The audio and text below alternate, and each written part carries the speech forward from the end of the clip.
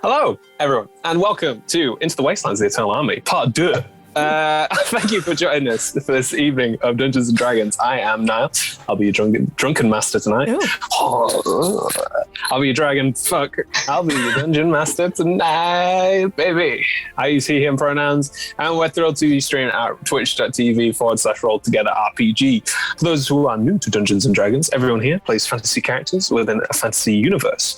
These players have their own unique characters, and they have sheets and items and stuff, and it tells them what they can do with those items and stuff. We'll most likely be rolling these 20-sided dice. I think the dodecahedron, is that right? Icosahedron. No.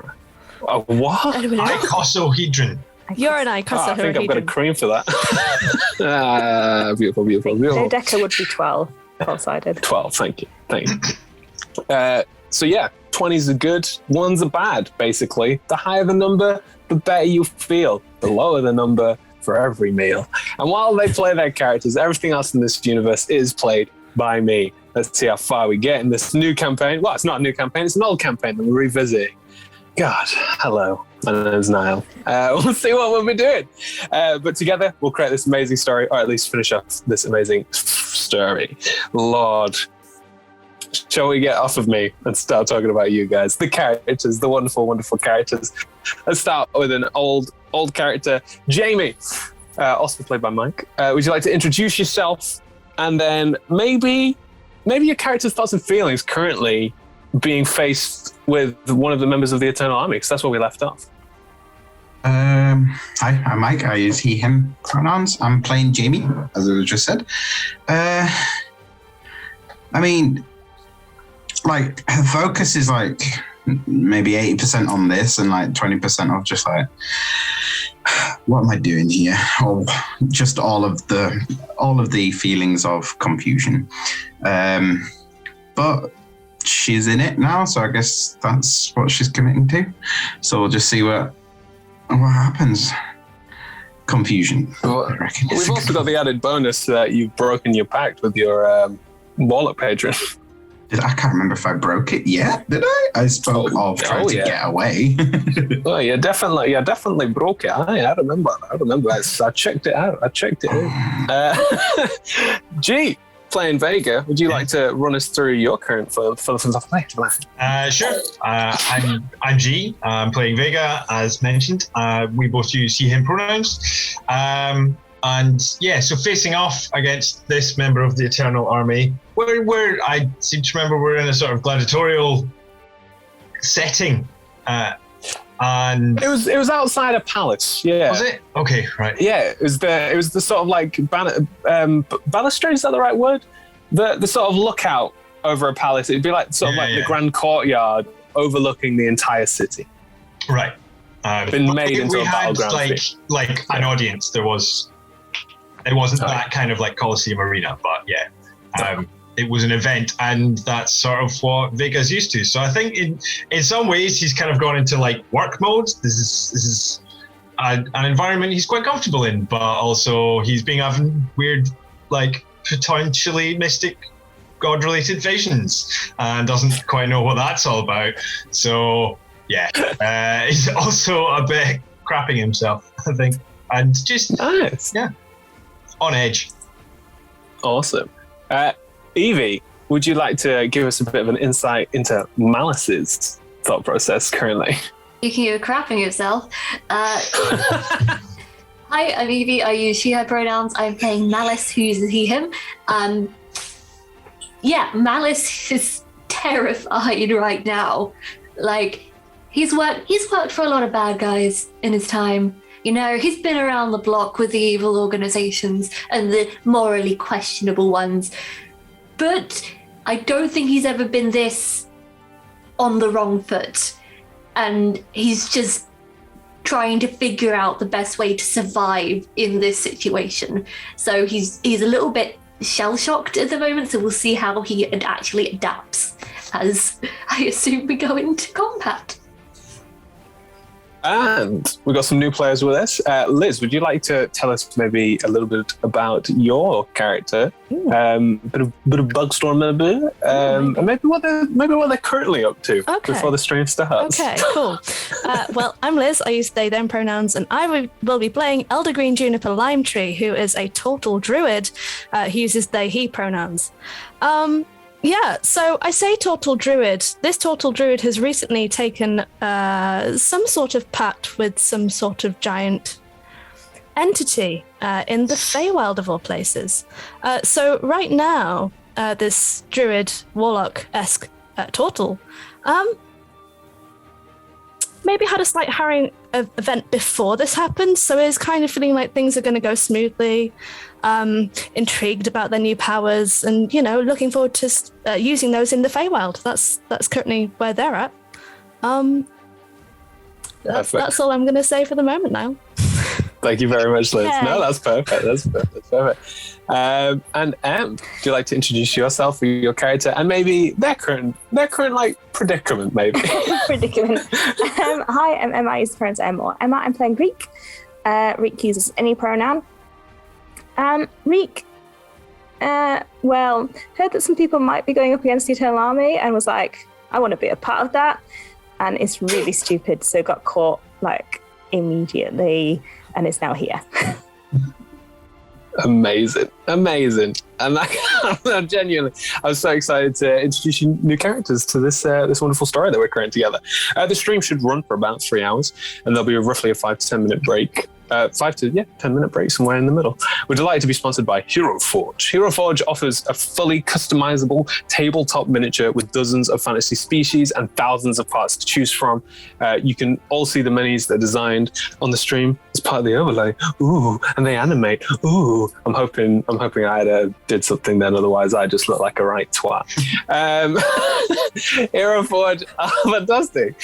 Do check out the pro membership for extra features at heroforge.com. We're also delighted to be sponsored by Ultra Pro. Ultra Pro are already giving us some really cool stuff. Please show off our wonderful poop and gazer. Yeah, these are amazing things that you can get at Ultra Pro, as well as all the sorts of things you need to organize your tabletop, like character folios, dice bags. I have card wallets, so they pretty much have everything. So head to ultrapro.com for that. Check out the wonderful Elderwood Academy as well for beautiful bespoke gaming gear, including hexagonal dice boxes and some very cool spellbook deck books disguised as bespoke ancient arcane tomes. And there's also some really cool dice towers as well. Find out more about that at elderwoodacademy.com. We're also supported by D&D Beyond, who are an amazing tool for playing D&D digitally. You'll be able to see everyone's character sheets on the overlay on the left, one of the sides of the screen. Level Up Dice also made us these wonderful huge D10s, which I think Emma has for us. They're called Table Shakers. So there's a link in our description, in our chat, if you're interested.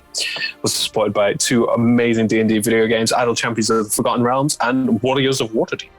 You can see some codes at the bottom of the screen, all the discount codes. And if you want any more information, please put the posts in our chat. Hey, a bit worried what I do. And our mods will be able to help you out with all the codes, all the discounty stuff, all that cool stuff. And we are rolled together on all RPG socials. A big, massive thank you to our D20 Club on Patreon who help us do what we do. So check out our Patreon if you'd like to also support us. And our D20 Club is awesome. They've set up a fan wiki for us, as well as a fan Discord. So yeah, join in, be part of the community. We love having you. Finally, we play with a diverse group of players who play a diverse set of characters with a wide-ranging sexual and gender identities. Our tables are trans-positive, and we encourage and champion trans players and characters in our games. The DM and players may portray characters that are a different gender to their own. We aim to avoid misgendering, but acknowledge that it does sometimes happen. And we have a company policy in place for correcting people on pronouns. So if we do miss an instance of misgendering, we're open to being corrected. So please do let us know if you think one has been missed. Thank you very much for listening to all that spiel and me struggle through it. But let's kick in to Eternal Wastelands of the Eternal Army, Part 2, Electric Boogaloo.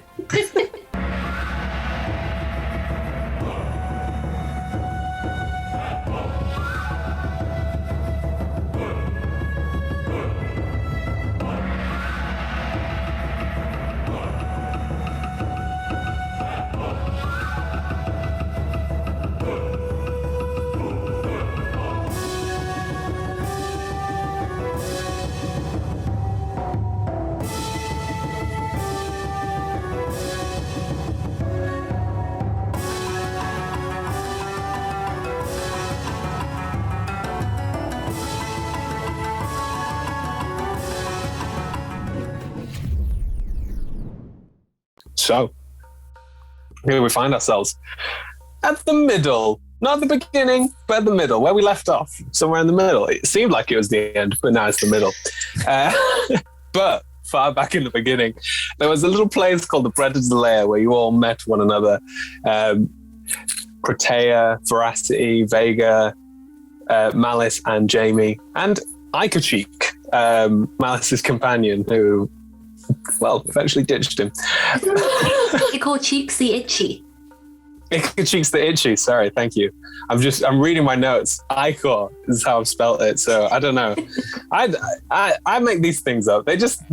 I never plan. It's just all made up. I write it down. I've never said it before. So we have this trouble with Crydon. I forgot how to say Crydon like 5 times.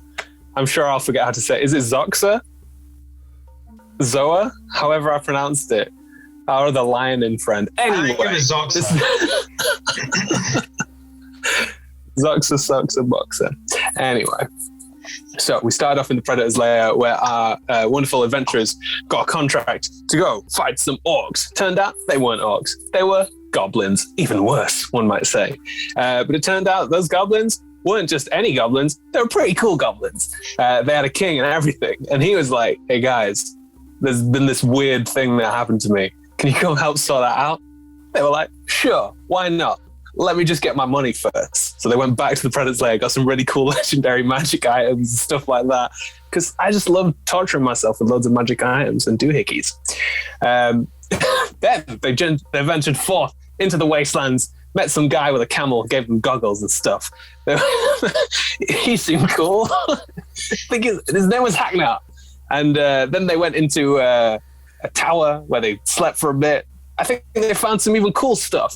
Malice figured out that they'd been given this really cool axe by the king. And it also turned out to be the axe of some really scary UNT warlord, which is always positive, right? Yeah. Right? Oh, you've also been making constitution saves every day with weird effects every time. Then I'm sure that's fine. Sure, that's fine.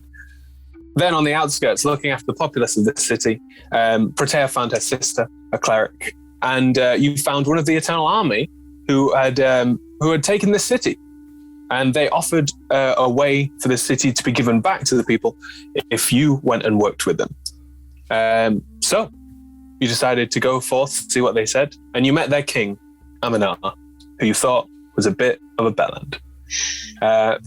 I feel like that's like a good summation of what happened in the first section. Oh yeah, Jamie broke their pact by creating a family bond with the rest of the group. We met Zasoon, your wonderful warlock patron, that was like, no, no, no. And you were like,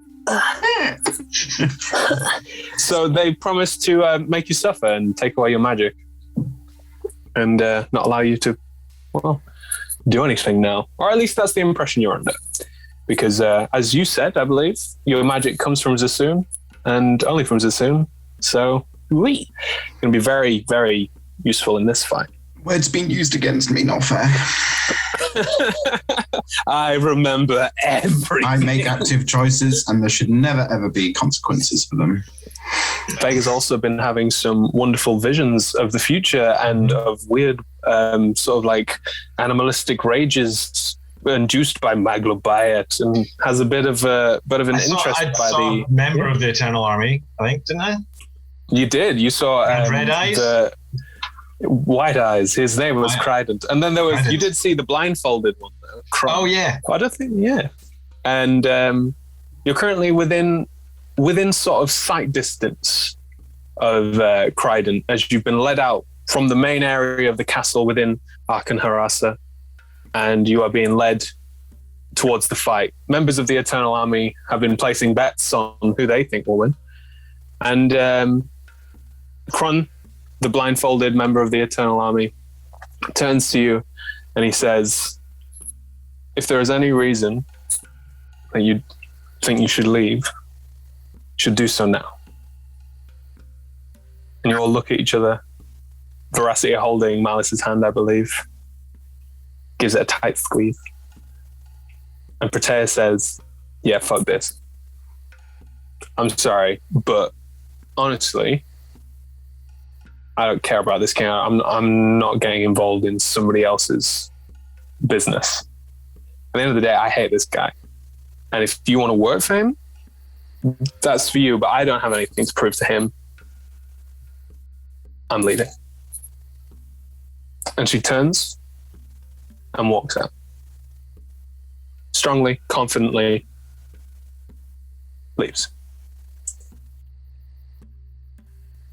You see Veracity sort of watch Proteo because they sort of had similar views when talking to the king. They were kind of on the front foot really with the king. And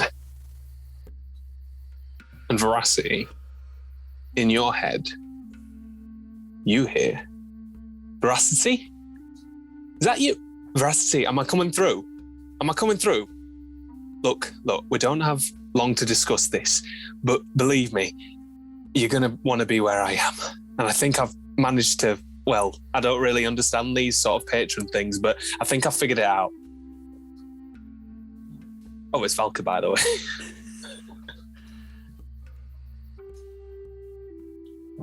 Do you want to say anything?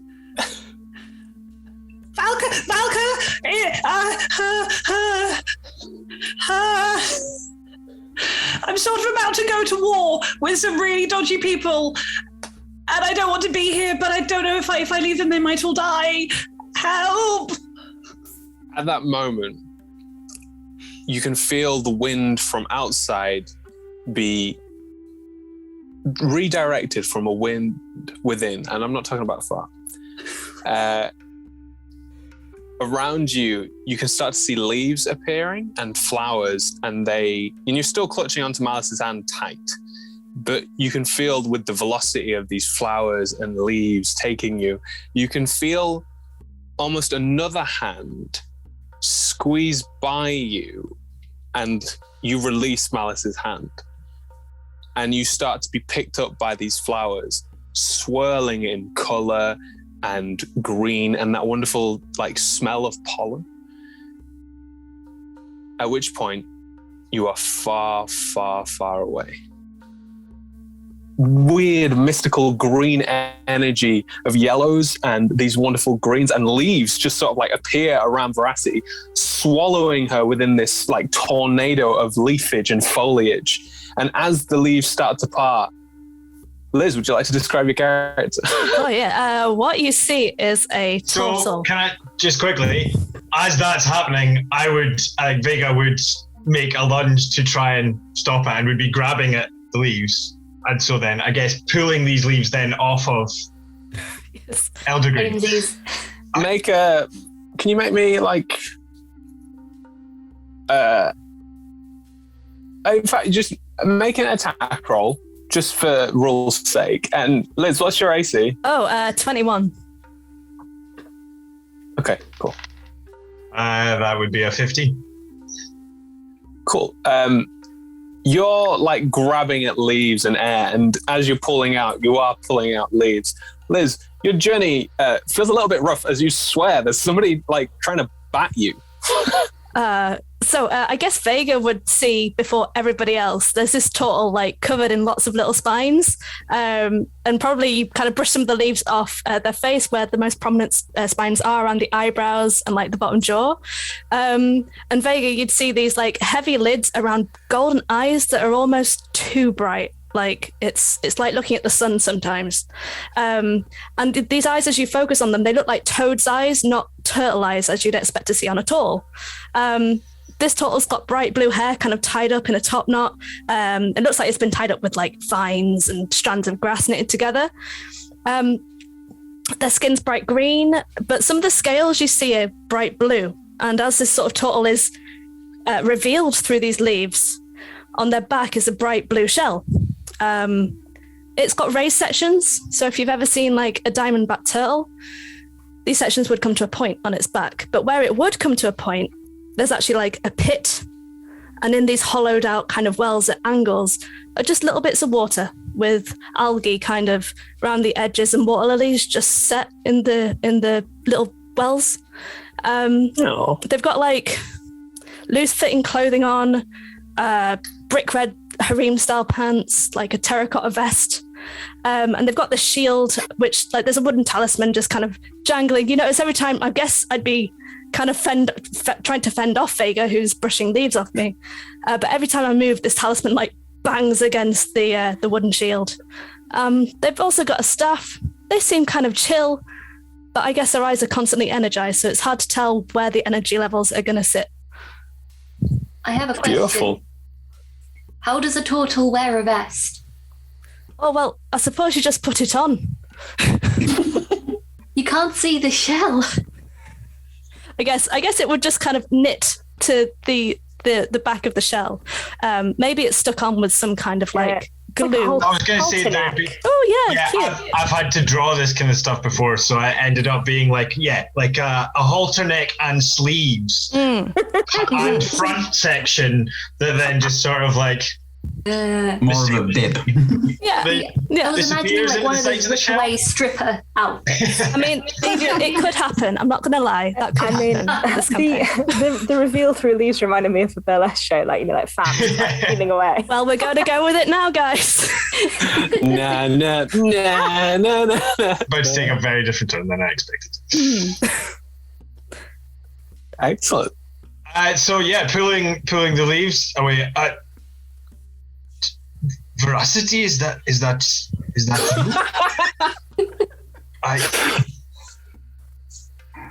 No. I guess I don't know.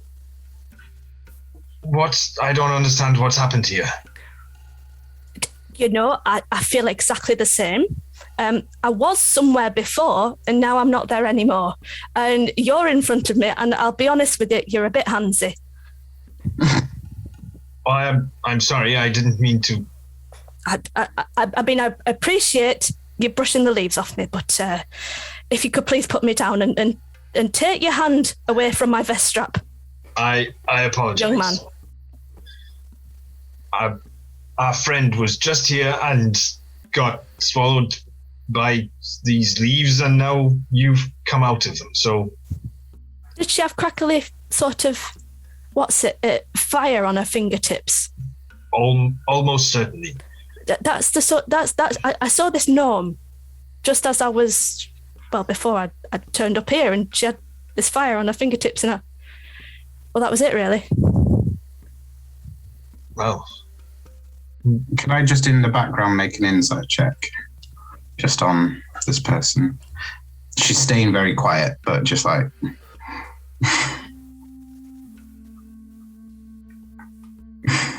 I've got a 9. So whatever you make of that, I guess. I mean, I guess Elder Green is telling the truth. They did see who they swapped with in the process of swapping. Could I, Niall, please make an insight check whether I noticed Jamie looking at me like that? Yeah, make a... Well, what's your passive? What's your passive insight? 13. Yeah, I feel like, with such a low insight check, you're like, looking, and then you're like, oh. Yeah, I guess Elder Green would kind of, as Vega's talking to them, would look over Vega's shoulder, notice Jamie looking at them, and be like, is your friend all right? She's looking at me, something rotten. Well... Is everything all right, love?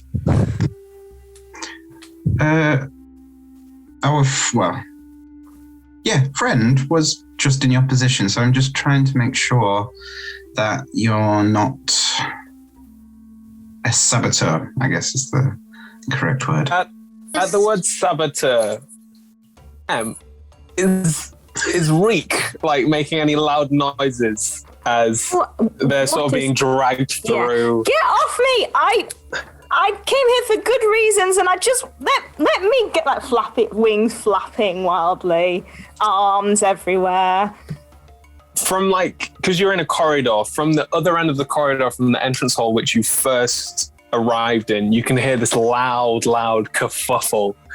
There is no sort of response, there's no sort of communication, but a lot of the Eternal Army people that are behind you, and probably you weren't really looking behind you until this moment happened, but there's a good line of Eternal Army soldiers all sort of looking at you, and then all just sort of turn around And then like one of them like pops their head out, and, like turns to another one and is like, and then the other one's like,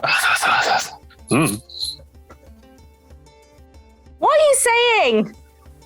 I deserve to know. All right, we'll do. You can sort of see this Aarakocra. Is it Aarakocra, isn't it? Yes, so a kingfisher, but humanoid. Would you like to describe your character? So Reek is an Aarakocra. They are blue and orange patterned. So they have like blue feathers on top, orange feathers underneath. British kingfish, so I think there are other kingfish. Other kingfishers may apply. And they're wearing like a sort of strappy top thing. They have a handle, just a handle of a blade on their belt. No blade. There is no blade. There's just a handle. It looks wrong. They have a shield, which is very pretty and looks like a bird wing. And they're wearing some sort of trousers. Some sort of trousers. Yeah, there's definitely trousers. Oh no, it's like a little skirt thing. There's a skirt thing and then under trousers and like tassels. But it would be very hard to see because at the moment everything is in motion. That's fair. That is completely fair. The two like Eternal Army soldiers that are holding the Aarakocra sort of like spot all the Eternal Army soldiers gathered within the corridor with you and start dragging the Aarakocra the way that you are. You can see like they sort of like look at each other like, come on, hurry up. And you can hear that Reek as they're sort of like calling to each other like, yeah, hurry up, come on, we're gonna miss it. It's not my fault. It's not my fault. Yeah, but you spotted it. Do you know what I mean? If you hadn't spotted them, then we wouldn't have to deal with this. It's like, what are you gonna sit? Are you gonna sit on them the whole time? We'll just put some cuffs on them. It'll be fine, and then we'll deal with them later. We'll just chop their head off or something, and just I don't know. We'll figure it out. Yourselves talking. You don't just randomly chop people's heads off. What's wrong with all of you? You do it for reasons. Yeah, my reason is that you're annoying me. I wouldn't be annoying you if you just let me go in. Okay, so are we waiting for the fight? What's happening? Why are we still out here? It's like, well, Cryden's already out there waiting. We're good. I've already put 10 gold on your brother to lose. Nah, he's not gonna lose. It'll be fine. But, all right, no. And then they just sort of like talk amongst themselves. Could I try and break free? Go for it. I rolled a 21 in acrobatics. You slip your way through the crowd. You take this like moment of opportunity of casualness whilst they're talking about family relations, just slip out of their grasp and like head to the center where there's no longer these golden shining armor, but in fact 4 other adventurers. Jamie's just going to move next to Alice. Alice has been, by the way, standing stock still the entire time, just like, just completely out of his depth, just not taking on board all of these sudden weird changes.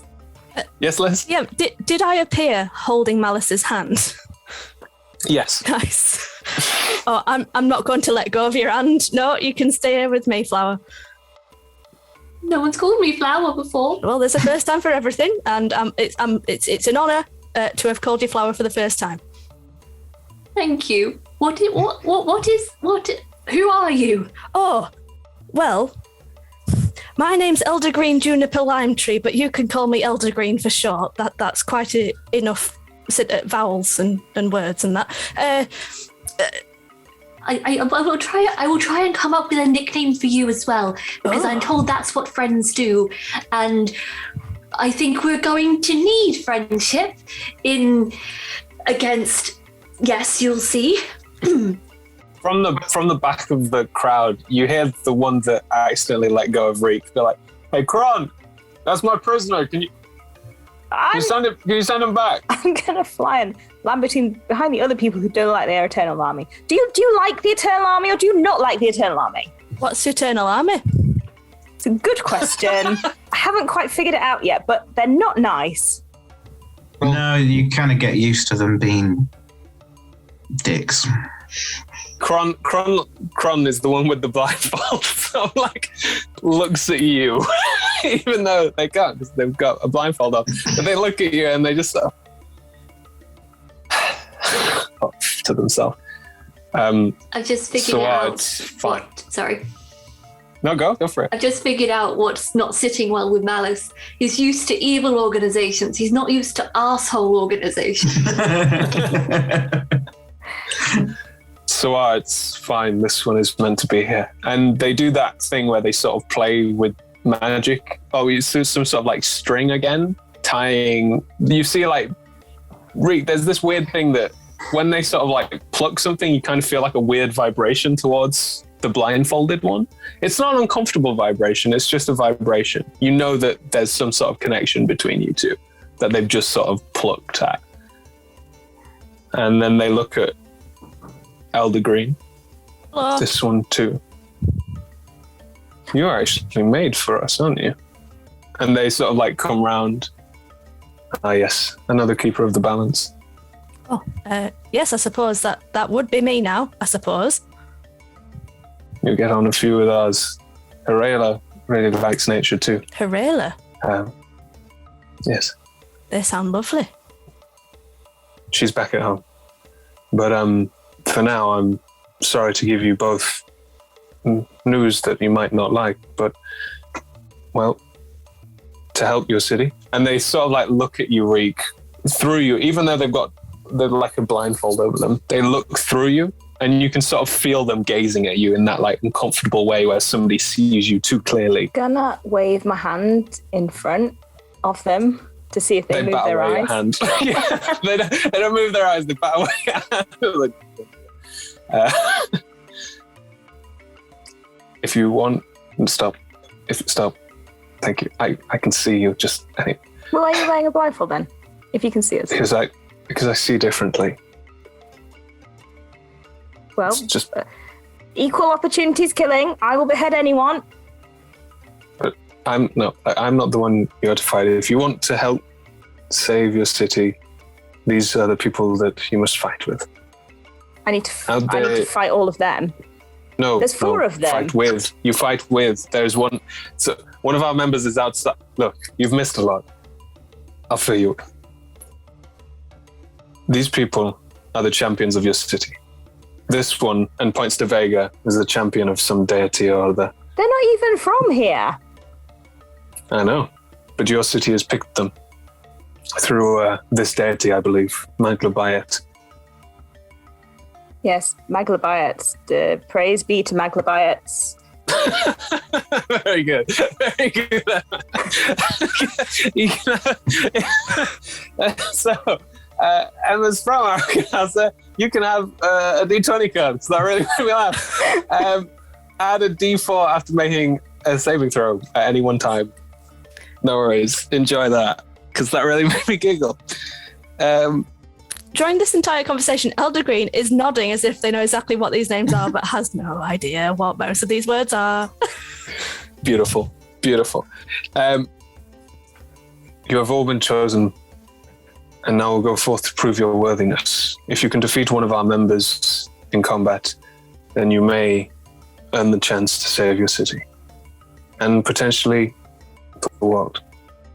I'm going to turn around to these people, but I don't know. How do you feel about beheading people? Oh, pro. Definitely pro. Effective form of punishment. Depends on the person, really. If it was a boggle, definitely. If it was a hag, you'd have to be careful because you don't know with hags if they're going to come back or if they'd come back to behead you. A tricky question. Reek, was it? I think we'd be beheading him over there, pointing to Trident. I'd like to wave. Oh, goody. Yeah, Reek. I'm Reek. You are? Elder Green Juniper Lime Tree, but you can call me Elder Green Juniper or Lime Tree, whichever you prefer. Okay. I'm Vega. Nice to meet you. Both. Vega Rubber of Leaves, I believe your name is. And who's the one over there? The one that won't look me in the eyes. Yes, love. JB, pleasure. Pleasure to meet you, Jamie. Jamie, Elder Green calls me Flower. I think they're good. I think. Only nice people call you Flower. I'm pretty sure. It's rather endearing, I'll give you that. And they're holding my hand. Well, you only have to hold on if you're comfortable. Of course. I'll let go at that point. Oh, I'm sorry. I didn't know that you weren't comfortable. I am so sorry. No, you just get kind of like a grasping. No, I need something. I need contact. Shanae vibrates within its scabbard. Not now, Shanae. I'll hold on to your hand again. A little bit. I'll hold on to your hand. No, I don't stroke the hilt. Oh, God, that sounds awful. I'll hold on to your hand again. I'm like, oh, Flower, you're vibrating. You must be terrified. I'm so sorry for shocking you. It's okay. It's just my sword. It vibrates when it's excited. No. I've heard a lot of people say that, Flower, and you're doing right. Sorry. I mean, it's an axe, but yeah. Good, that makes it better. Oh. Kron sort of like looks at you all bemused and then looks out to Kryden, who has just been stood patiently waiting. And then you all feel... It feels like we're going to be rolling initiative now. I'd like to activate my sword, please. We're not yet, okay. not yet. But we will be soon. You feel a cold air breeze past you all. And if there was torchlight lighting this area, it's blown out. And from the back, you hear one of the Eternal Army go, ooh.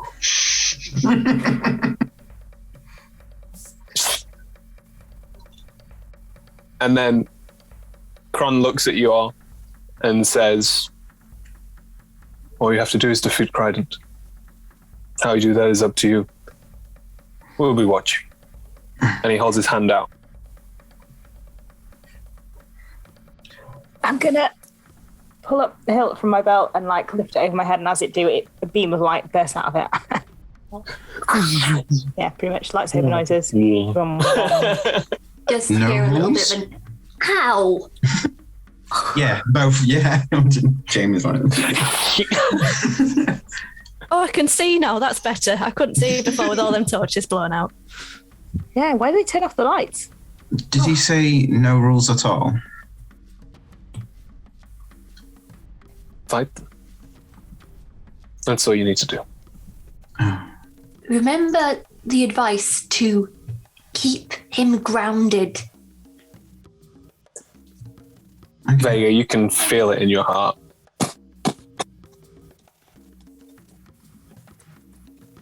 And almost the chant of Maglobayet is in the back of your head. Well, Do you all step? Yeah? Sorry. if we're going to do this, then let's do it. I'm with you, Vega. Oh, we were going to talk. I have gone. You said let's do it. Cool. Rika's already walking. Not quite got the handle on group dynamics yet. Apologizing as they walk out. Kryden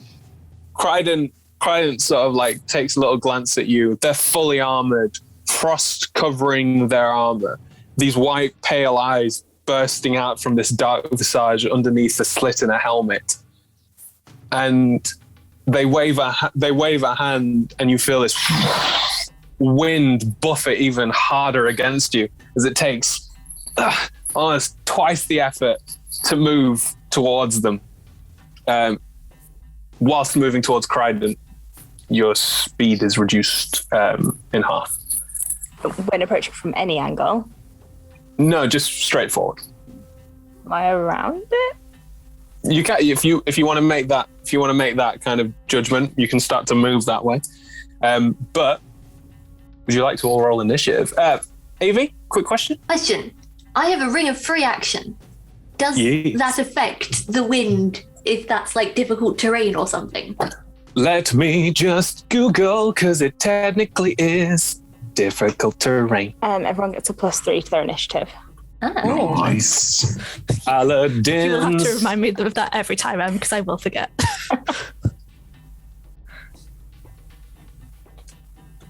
Ring of free action. While you wear this ring, difficult terrain does not cost you extra movement. This does not cost you extra movement. Also, another question. I've got spells spent on this character sheet still, and I can't remember if we rested or anything like that before this. You'll have a long rest, but you've got a whole different problem with that, so don't worry about it. Okay. I'll take the little win out of that sentence and just pretend I didn't hear the rest. Cool. So, initiative, if you please. That is starting with anything above 20? Nat 20. So Hey. with the plus 3, that makes my initiative 33. 32, sorry. That is filthy.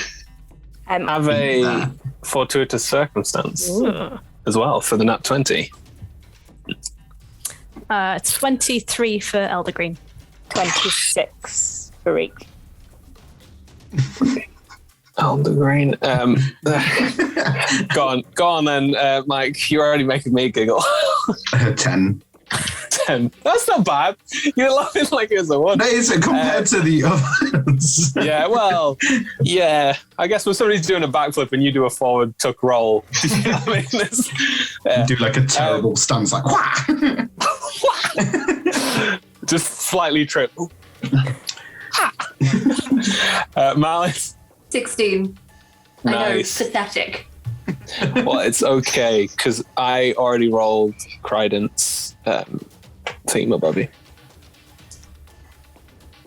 Elder Green, what was yours again? 23. Yes, I thought so. Excellent. So, we start at the top of the round. Vega, this is your turn. What would you like to do? Cool. How far away is Crident from me currently? 60 foot. 60 foot. Cool.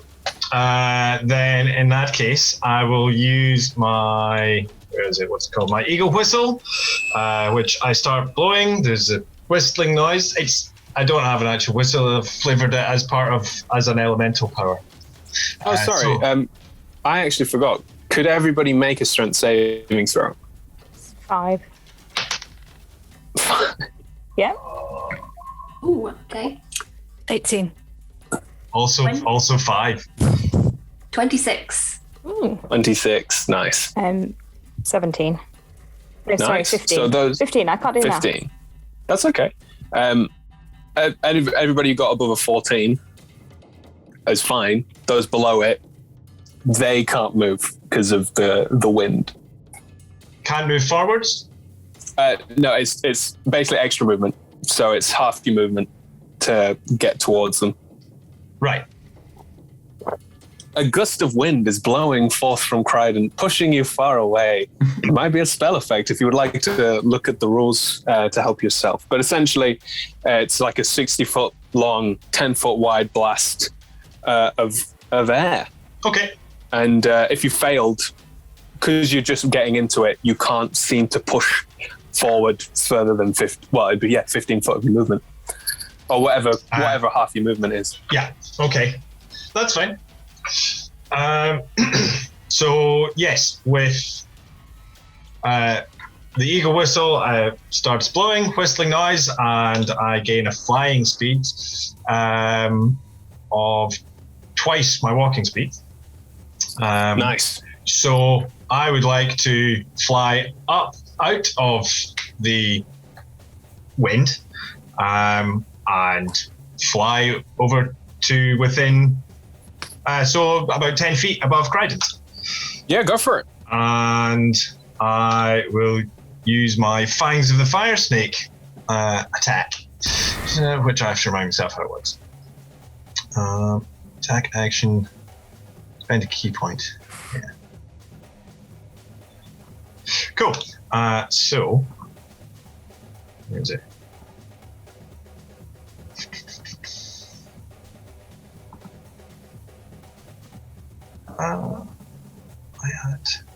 Oh yeah, I've got a spear. There we go. Cool. So that's a 25 to hit. That hits. Amazing. So I use 1. So it does fire damage instead of bludgeoning damage. Very clever. And how many key points do I have currently? Oh, all of them. So I use 1 for that. And I use another 1 to do an extra 1d10 fire damage. So that's... Where's my thing? There. Oh, rubbish. So that, and then...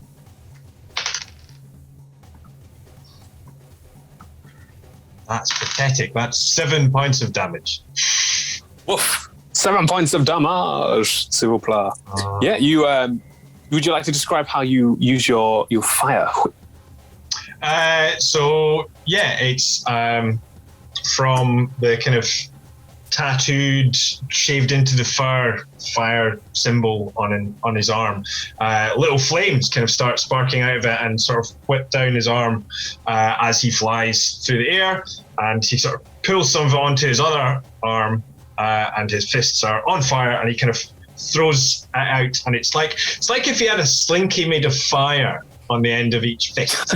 Nice. That he can kind of whip through the air. Very Shang-Chi. Yeah, actually, yeah. It's very cool. Very cool. Any bonus actions or anything else you'd like to do? Sorry, I'm just having to remind myself of all the things because it's been a while. Yes, I get an extra attack, so I attack twice. Nice. Which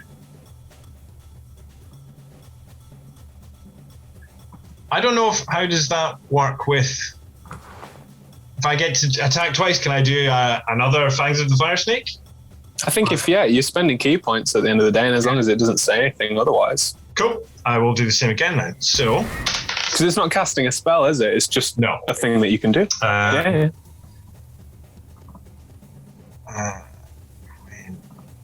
Get rid of those key points. So I think I use 1, but I don't think that's going to hit. So that's... Why? What did you roll? 4. So that's only... Yeah. 11. That ain't going to hit. No. So bonus actions... Can I do this for?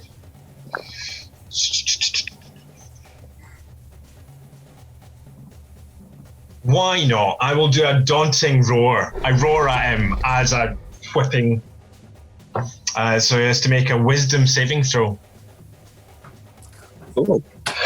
I mean, this is crazy. Oh, no, it's not. All right. Okay, how does a 19? 19? Yeah, that passes.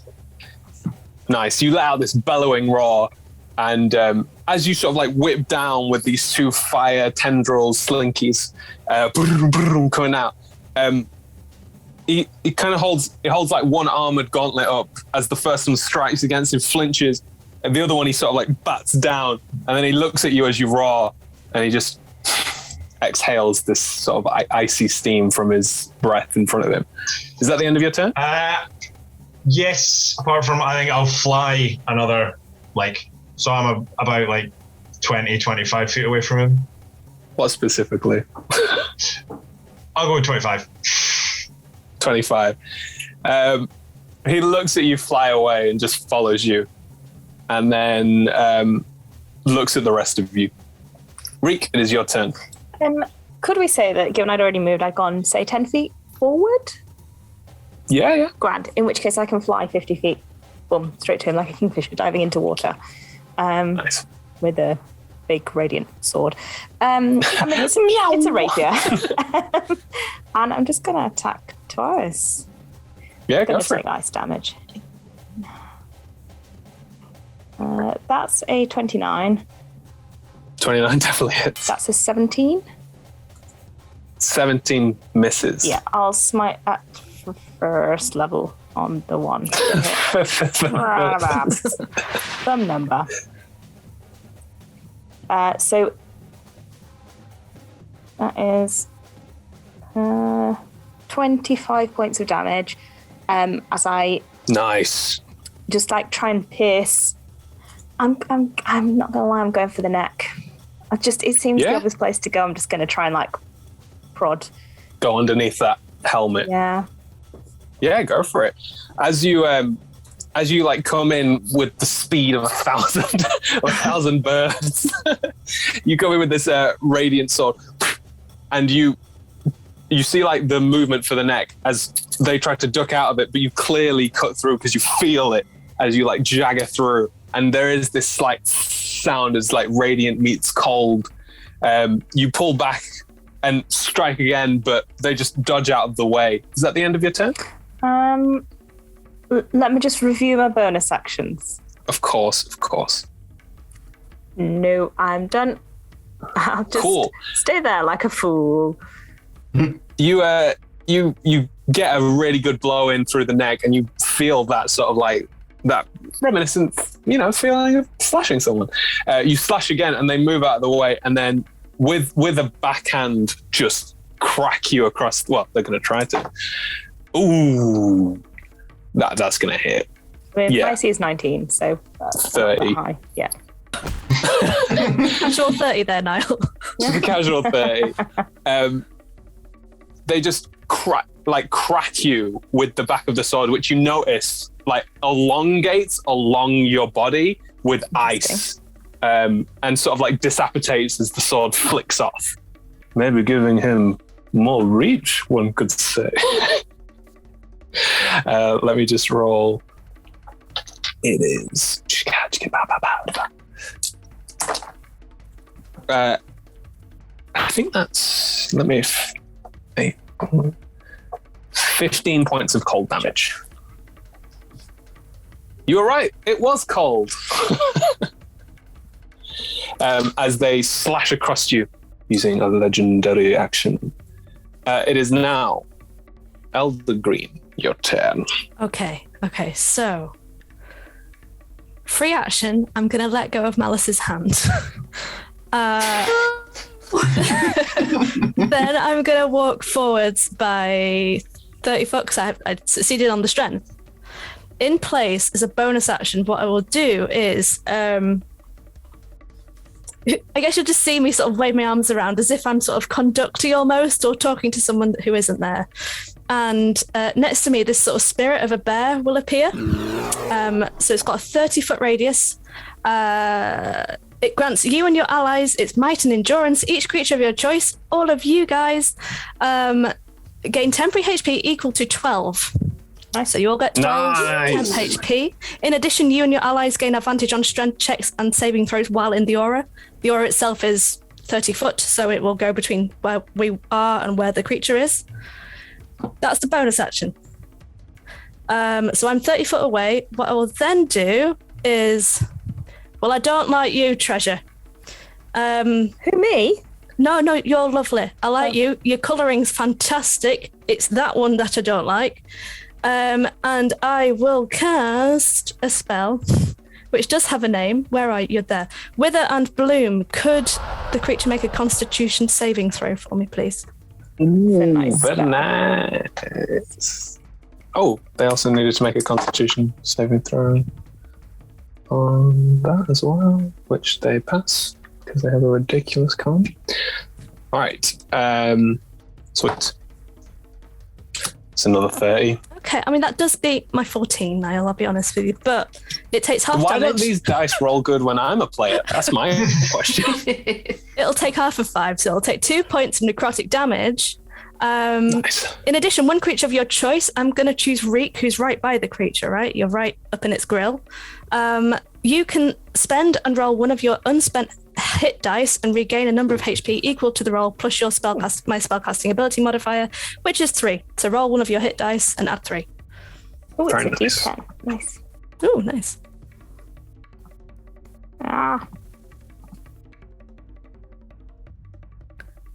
So as that 2, happens, so I get 5. Nice. So as that happens, I guess like these little plants will grow on the thing itself and then kind of little spores in its face. But then, Reek, I guess some nice kind of healing energy comes up your way as a result. The nice spores. Yeah. Again, you sort of The mushroom see spores. this cough of like ice, like glacial breath, like as the spore dust comes out. You feel great, but there's some sort of like weird reaction from Crident's perspective. This close, you can see like these cold eyes staring at you. Do you want to roll an insight check, or are you just wanting the fight? I am proficient at insight, so I will. If I wasn't, I wouldn't. That's 15. With a 15, there is no hatred within these eyes, just pure cold Dewey. You should go sit Big duty. on a fire for a bit. Okay, Eldergreen, any extra actions you'd like to do? No, thank you very much. That's me. Thank you very much. So, the sort of cold air that's been around you and around this area goes away as a large emanating from Crident starts to billow across the entire area. Can you all make a Constitution saving throw? Is anyone within 10 feet? Vega's probably just gone out of 10 feet from me. Yeah. Yeah, because Vega said they were 25 foot away. 7. 15. I'm going to roll my d4. 16. You might want to take a crit fail card now. Oh, nice. Wait, no. Who rolled a crit fail? I will expend my reaction, so you get to roll again. Roll with advantage. Ooh. Put away. Oh, much better. But this was such a good one. I'll shuffle it in. Oh, you're it's so fair. cruel. Hey, it's the dice, it's the cards. Yes. It's not me. Uh-huh.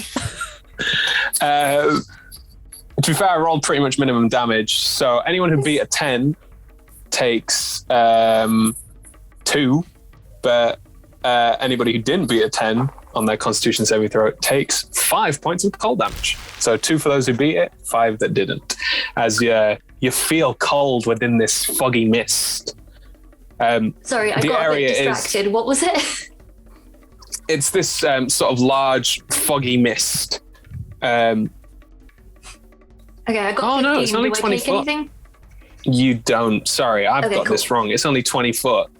So I think it's going to aim this where most people are, which is Jamie. Eldergreen, did you come forward? 30 foot away from it. You moved 30 foot. Mhm. So it's going to get Jamie and Malice. So just Jamie and Malice, you only take 2 points of cold damage. And Jamie, you take 5 because you rolled a 91. No, I rolled a 20. no. I rolled a 20. Oh, rolled. Sorry. Yeah, of course. Hey, so you only take 2 points of cold damage as well. Next to those temporary hit nice. points. Mm. Hey, they all come in handy, don't they? Sweet. And now it is Malice. Your turn. What would you like to do? Stepping out from this heavily obscured, cold frosty fog. Ooh, nice. Sorry, I'm very distracted. My guinea pigs are running just all over, climbing everything. Oh, They're just being cute. I love it. They are. They're being very playful. Yes. So, how far away is Crident? From you, I don't think you've moved, so you're 60 foot away. 60 foot away. Okay, I'm gonna go. Okay, I guess I'll try, and I'm gonna go all in just this once. On my first move. So I'm going to use my psi-powered leap as a bonus action, which will allow me to travel a distance that's pretty good, and I can't remember how much because I tried to navigate the sheet. 1 second. And you gain a flying speed equal to twice your walking speed until the end of the current turn. So I'm right up. I'm right up to him, and I've still. Perfect. I'm going to use my action surge and attack him 4 times. Yeah. That's all we like to hear. Okay. Let's do this. And I'm using Shanae, which is nice because trusty Shanae has a plus 13 to hit. So, addition. Right. How about I just tell you if I roll below a 20? Yeah. Yeah. Nope. Nope. And that was a nat 20. Wee, For a so 33 to special hit. cooldown. Special Setback. Is it a slashing Yeah, it is. maximum damage? Ooh. Nice. So yeah, Excellent. maximum damage on all your dice, please. Okay. Okay, so. Okay, there's gonna be. You've heard of Paladin Mouths, now get ready for Fighter Fighter Mouth. maths. Yes. Okay. So it's just max damage on that last nat 20 yeah, attack. just on that one. So that is many d8s. Plus, Lots and lots. I get to do a psionic strike as well. And can you roll a strength saving throw as well? Ooh, nice.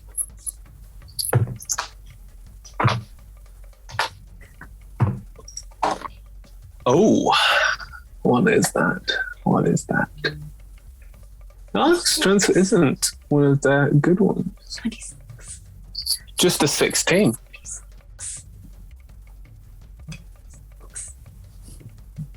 Is it? No worries. When you're ready. Yeah, no worries. There's so many numbers. Why did I choose a fighter? No, it's not there. It's not there. How much is it? Come on, tell me. It is. It's an extra d8.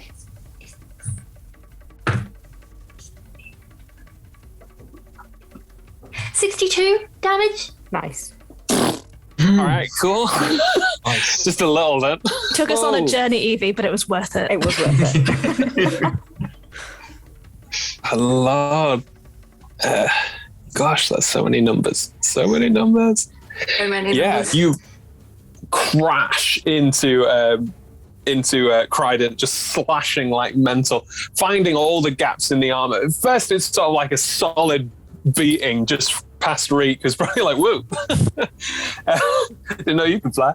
And this axe just hammering onto Crydent, who is like doing their best to sort of try to parry, but you just keep smacking their arms and smacking their legs. And then the final one just comes in and tears like a big gash in some chainmail from the side. And as you pull out, this like sort of blood comes out, but then freezes over as you see like no blood flow coming out.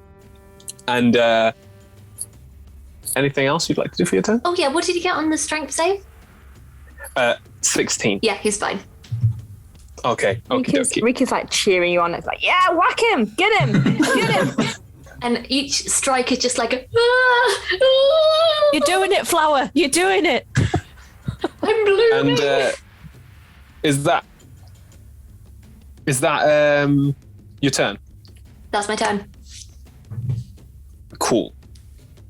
With its last legendary action for this round, they're gonna sort of, as you're like smashing into them, they look at the gash that you've put into the, look up and you see that cold breath again as they put one hand up. And can both Reek and Malice make dexterity saving throws? Yeah, Oh, plus no. 5. Plus 5, Evie.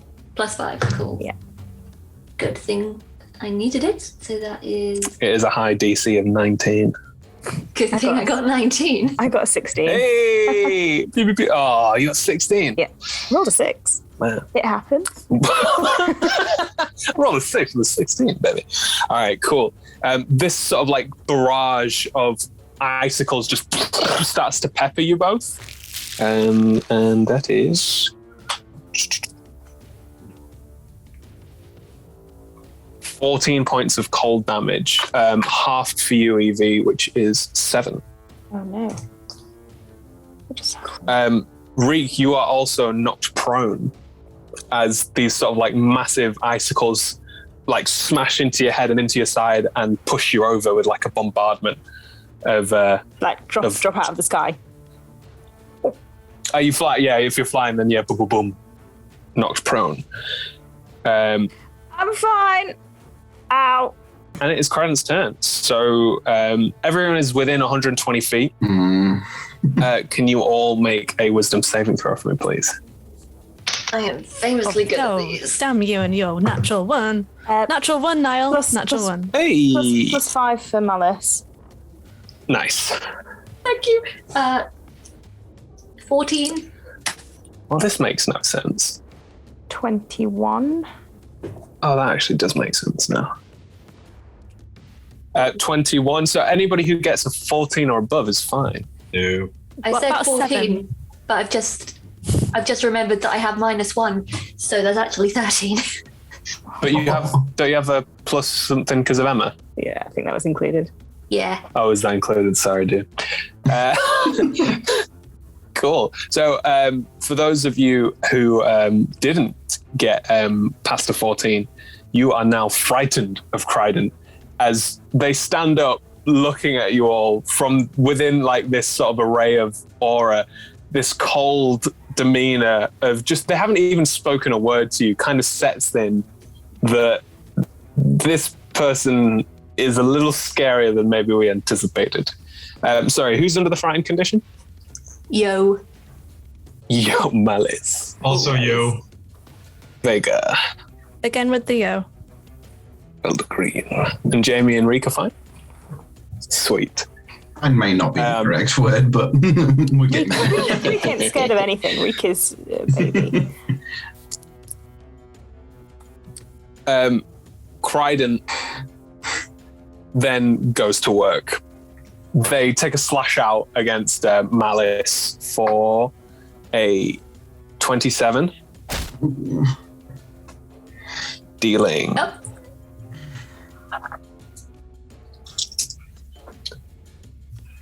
Um, 22 points of slashing damage. Oof. And then 3 points of cold damage. As the sword tears through you, you can kind of feel like this cold, like air to it. And then, Reek, as you're on the floor, they're going to attack you. Advantage. Ooh, oh no, that's pretty. 21 to hit. Yeah. And a fist just like bombards down upon you. And you take 15 points of cold damage as this sort of like icy gauntlet smashes into your body. They're gonna look up at Malice, who's still sort of like standing, sort of like going back, and then they're just gonna take another swing at Malice. That's cocked. For me, yeah, that hits.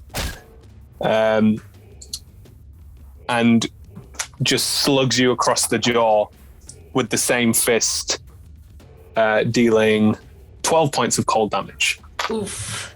I am not a healthy boy. I mean, it could be worse. I'm on about half.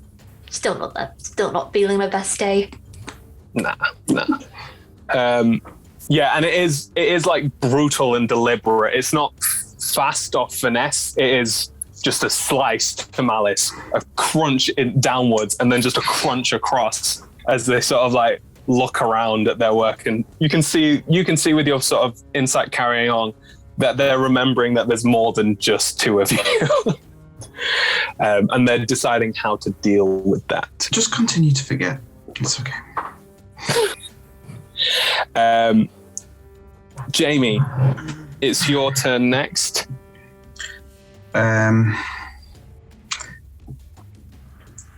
She is going to attempt to suck in all of her shadows, becoming shadowless, and ball it up into individual balls and cast Magic Missile. Nice. Just send them out. As you go to cast Magic Missile, you pull against the shadows, and you do so with your eyes open. You've done this many times, and you notice your shadows stay there. And fear sort of sets in a little bit, where you remember what you said to Veracity that night. I think it was Veracity, or was it Protea? It was Veracity that we had the conversation. You said, my power comes from my patron. I have no innate magic at all. And Zastoon's words that you've broken what you said your promise was. You're creating yourself a little family here. As you realize your pact's broken. Well, fuck.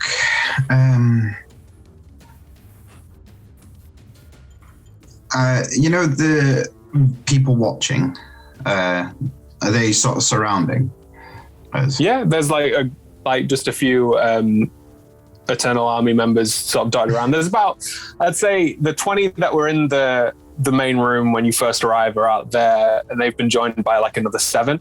You can see a couple of them have their helmets off. They've all got very similar features. One with red hair, red ginger hair, and red eyes.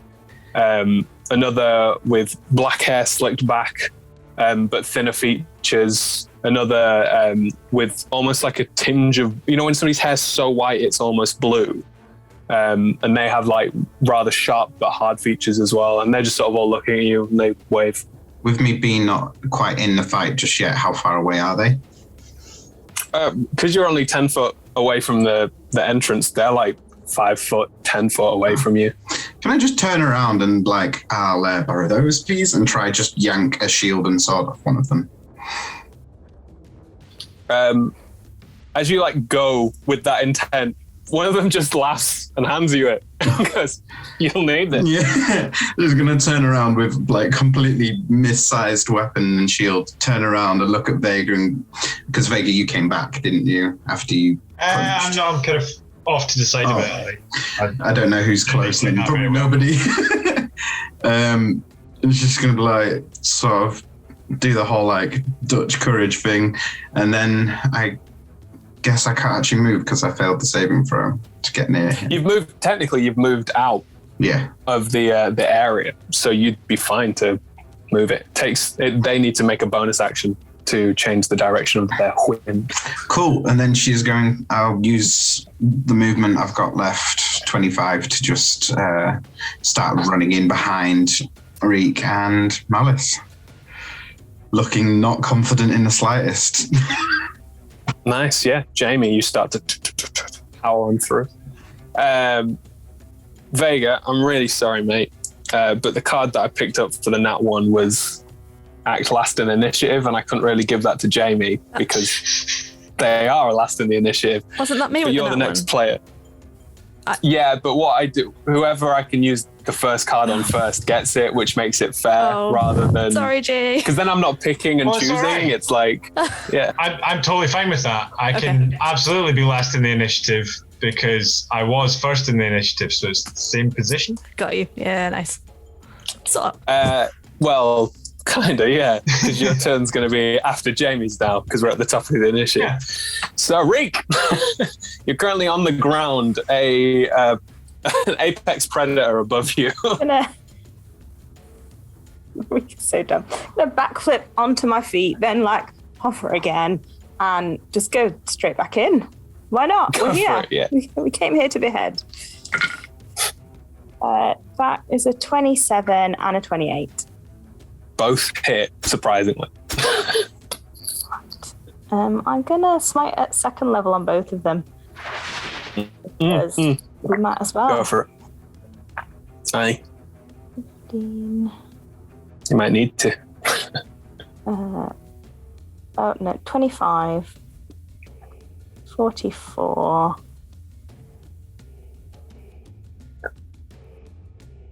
57 points of damage in both of the strikes. They're not undead, are they? No. Cool. Just checking. 57. And then just go shoulder to shoulder with Malice. But how tall is Malice? How tall are elves in this world? Whatever you want. It can be any size, really. Yeah. I'm gonna say they usually are on the larger side. I'm gonna say that he's pretty tall. He's pretty swole. He's smaller. I think. I don't know. They're tall and tall and thin and slight. Yeah. I'm gonna go with 6'4", 6'5". Grand. I'm gonna hover because I am shorter than that. So our shoulders are parallel, next to you, back in. You Nice. kind of see like a tear going down their faces. Oh no. Oh no. Bonus actions or anything? No, I'm done. Sweet.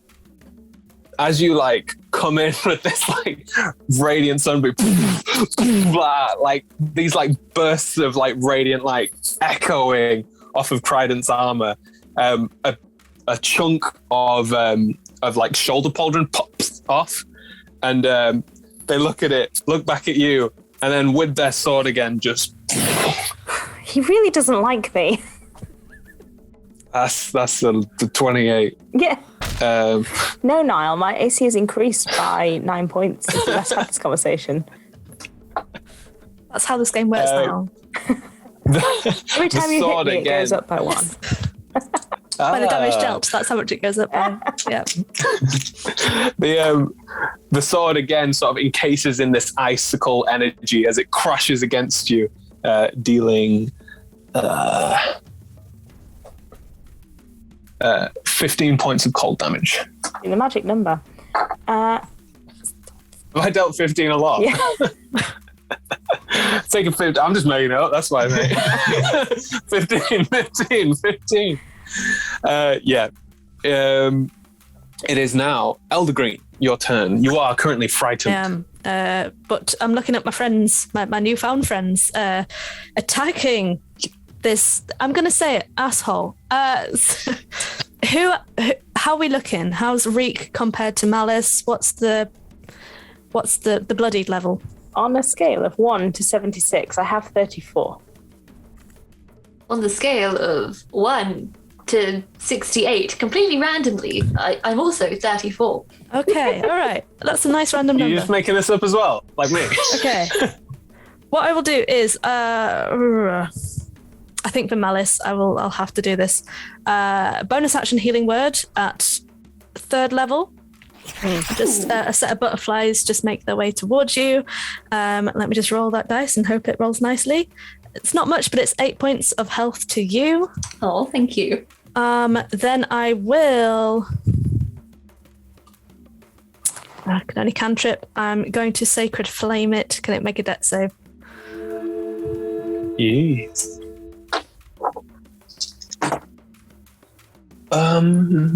17. That does beat 14, Niall. This keeps happening. Yeah, no damage.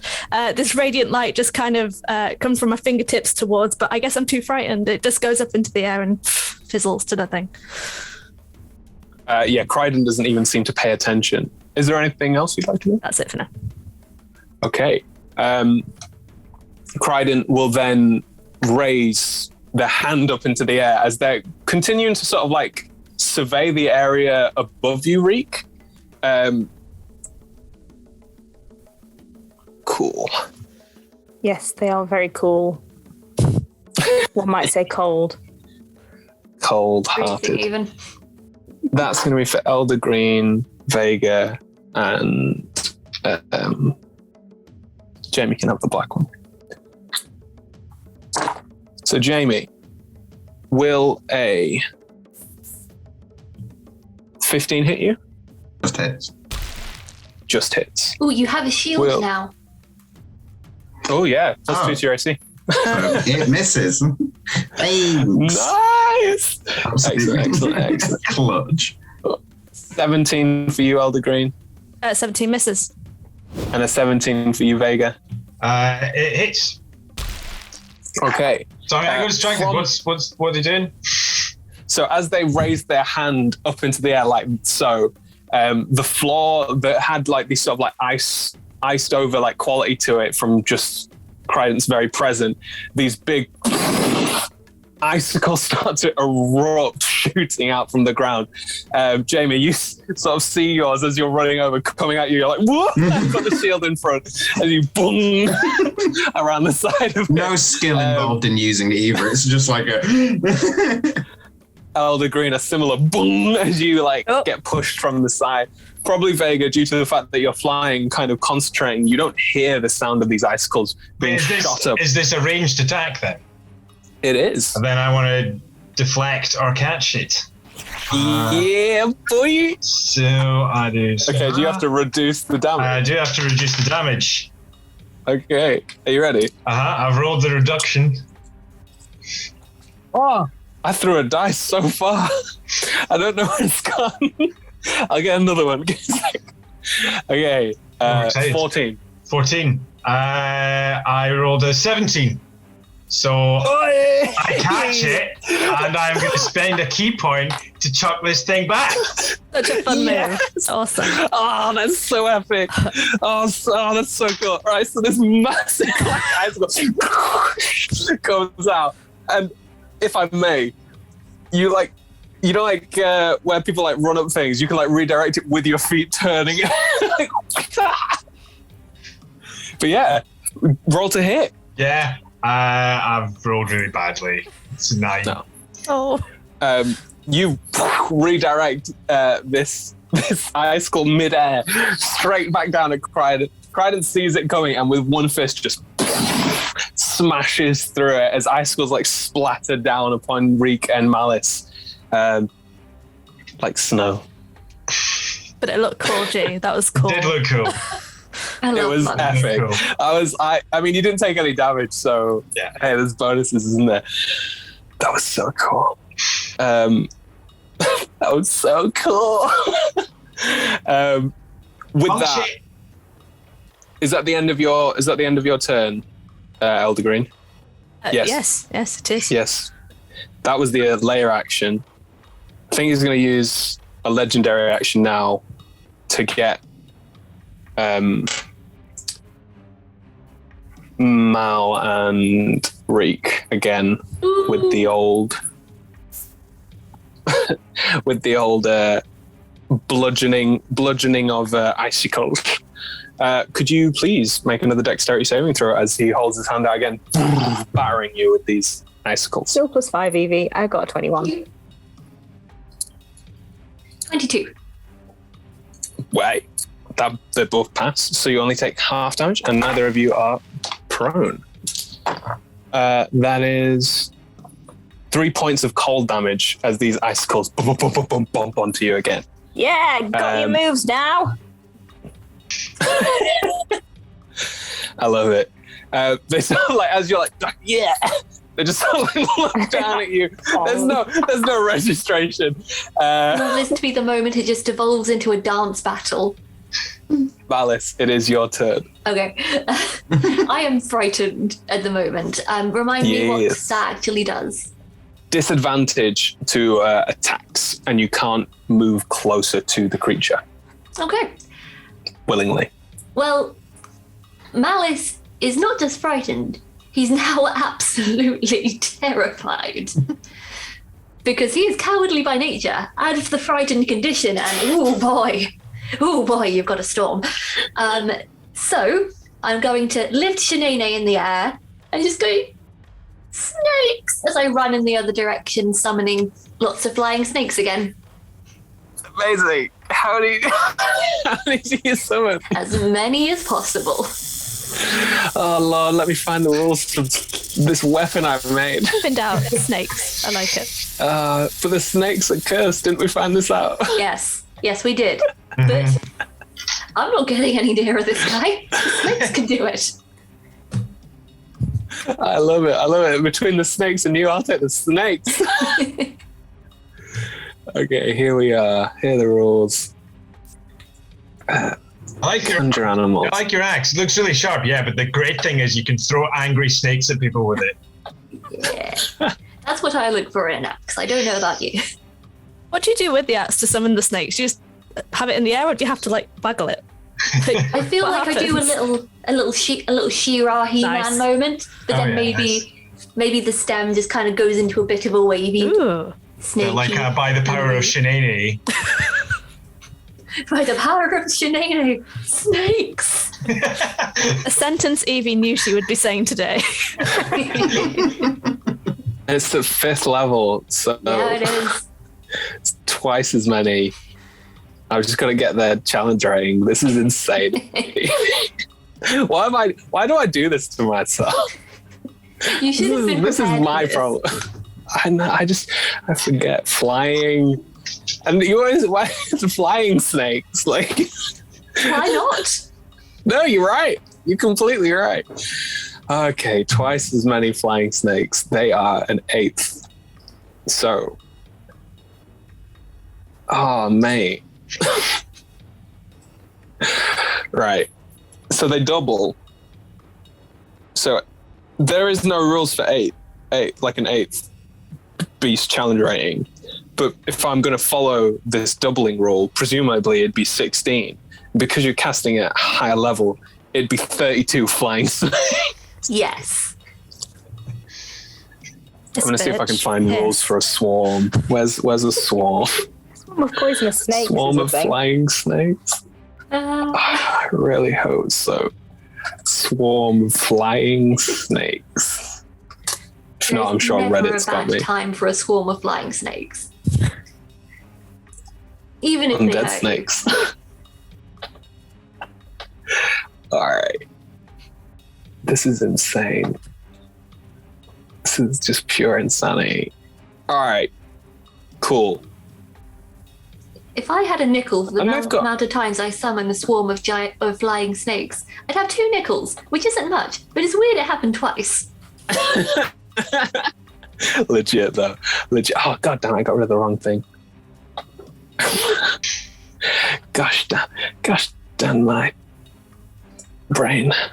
Because I thought, it'd be really funny if I give somebody like an axe that can conjure snakes, and only snakes, but when it does that, it attacks the owner.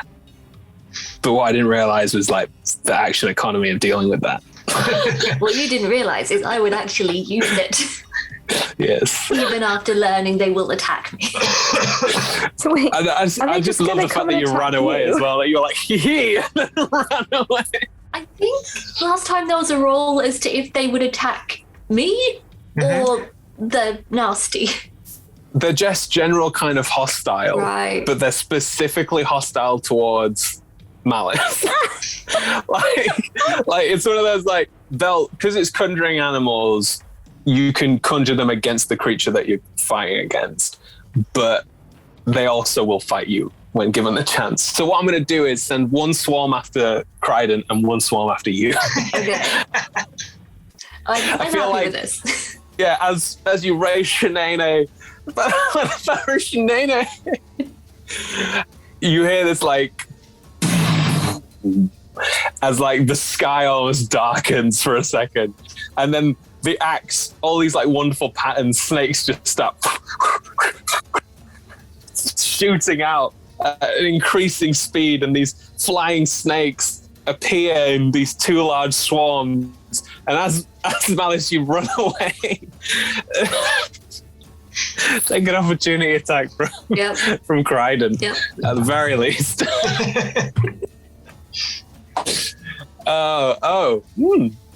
18 to hit you? 18 meets beats, right? Yeah. Crap. Sorry, dude. All right.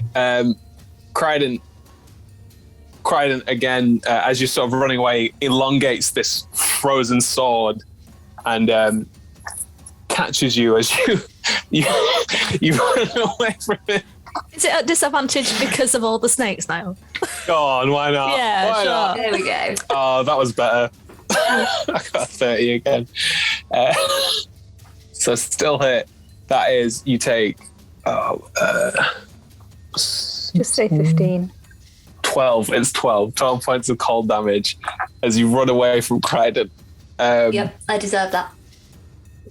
I'm gonna put the snakes after your turn because I feel like that's only fair. Okay. Snake 1 and snake 2. I may die So by the snake yet. This is insane. Why do I do this to myself? Okay, so snakes are gonna attack you for a Ooh. 16, so that misses. 1 second, I have a bonus action. Yes, please. I'm going to use my second wind to recover some hit points. So let's just see, because I'm going to need this. Excellent. 7 plus 8. 7 plus 8. 15. 15. Thank you. Magic Man, number should have 15. No. Amazing.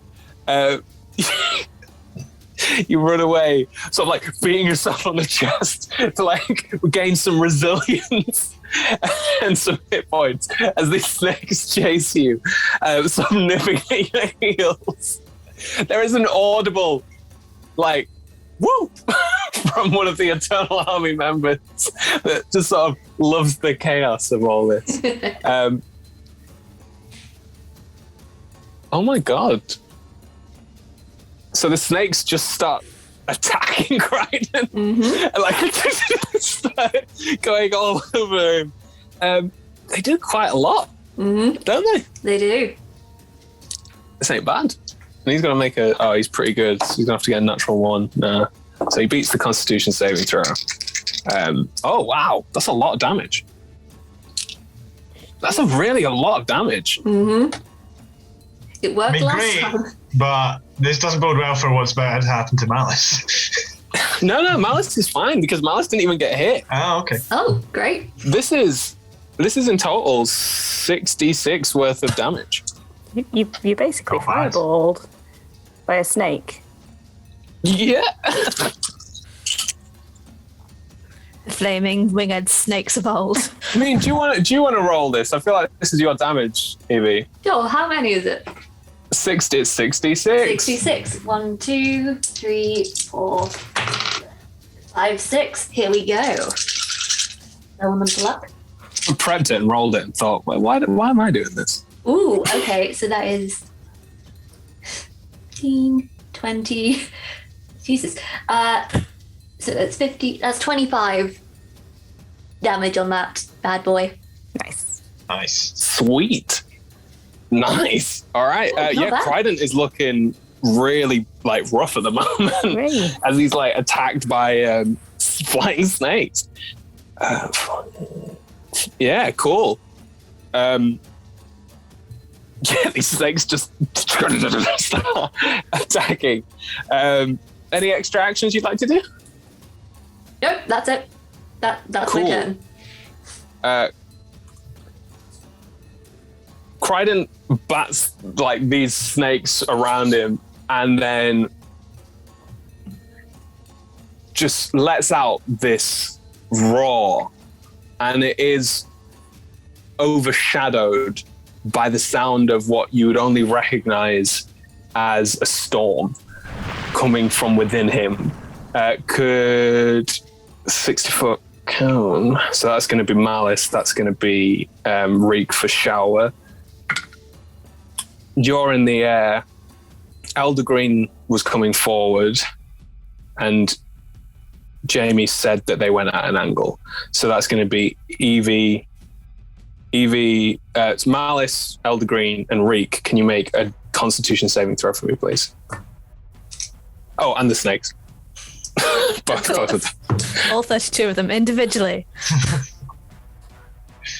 Anyone? Which both fail. Anyone who's within 10 feet of me gets +5. Ooh. Wait, no, I ran away. The snakes attacking The Crichton, snakes they get would +5. get +5. I'll give the higher one the +5. So that's 14. 14 doesn't beat. No. 14 doesn't beat it. So DC 19. I got 19. Hey! 16. 16. Let me- What'd you get, Em? I'm making a decision. Hang on. Yeah. I'm gonna use my action to allow Elder Green to roll again with advantage. Roll again. Roll another dice to add advantage. Not roll again. Cool. What did you roll, Em? I rolled a 11. Thank you, but I got You saved 15. yourself. No. I rolled a dice to see how foolhardy Reek is, given that Elder Green has not taken any damage, and decided Reek, that was lovely, Reek, but I got 15 that time round. not so- helpful. No. But thank you. Would have been helpful if you were near me. That's true. This barrage of frost and ice emanates from Crichton's eyes and face and sort of the crack and sweat, and for a second just light emanates as a 60-foot cone Of gold? of cold ice comes for y'all. Oh no, Like Paul. he's spitting at us. It's not very polite, that. I feel like he's going to kill the snake straight out. Oh, Lord. Oh, my gosh. My precious snakes. You named them all. Yeah, they're all called Jerry. Right. So that's 69 points of damage on a failed, or 34 on a half. I'm unconscious. I am only just up. Whoops, I healed it instead. I'm a bullet point. Sneaky. The cold rejuvenates me. I am Wim Hof. Oh no, I don't remember what I was on. You had 34, then you healed like 8. And then there was 15 that got cancelled out. So I think I was on 42. That sounds about right. Yeah, minus 34. Sounds good. This barrage of like just unleashed storm hits Reek straight in the face, almost freezing you into place. Still stood up. Flying off the ground. Little No, like there's like a tendril all the way from the bottom of you. Icicle. Yeah, holding your Vaya, you get like the full view as this cone takes Reek and passes over Eldergreen. Eldergreen, how you looking? Amazing. With 16 roughly out of roughly 75, roughly. Nice. And Malice sort of like barreled over as these snakes are frozen in air and start shattering all over the ground. That is where we'll take a break. On that horrific moment. Thank you for joining us so far. We'll be back in 5 to 10 minutes. Straight up these notices. Are they gone? Are they gone yet?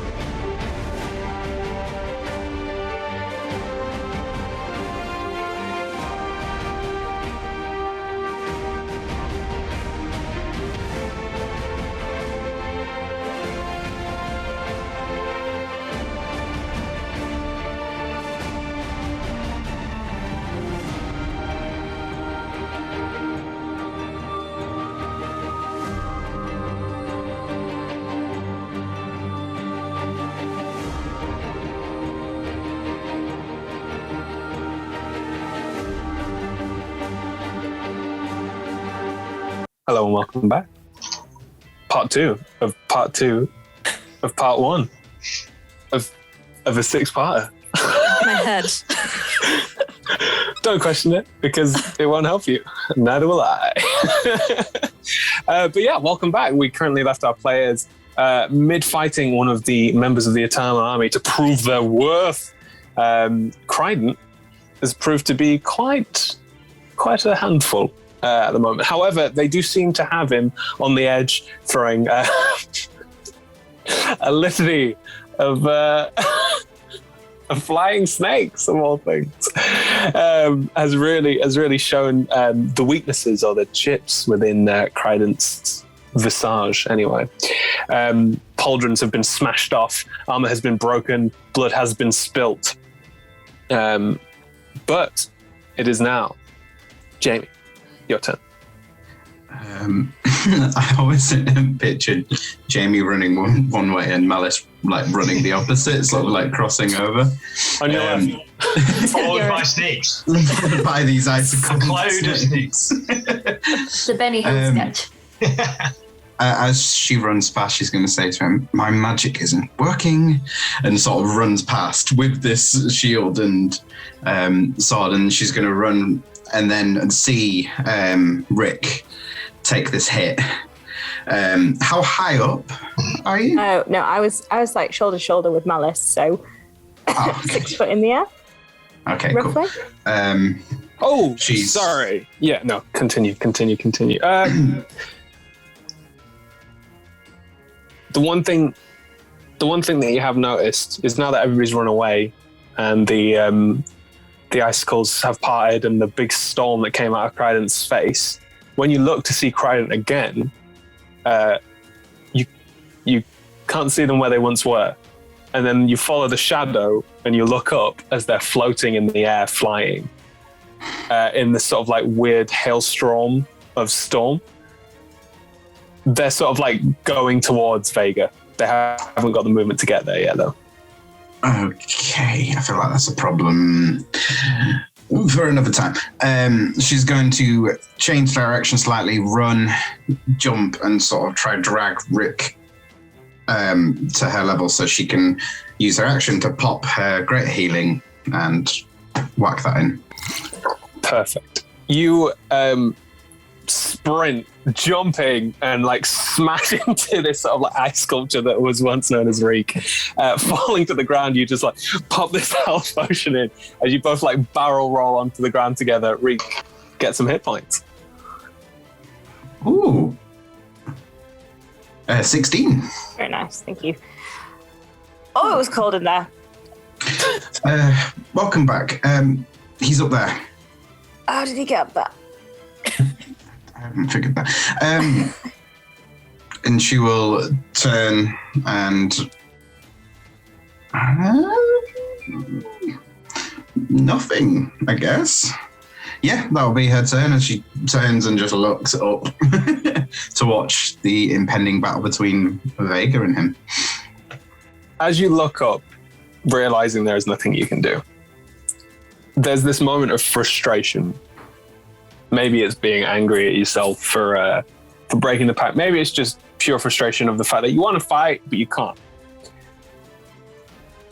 And then there's this within you, as if something has been broken.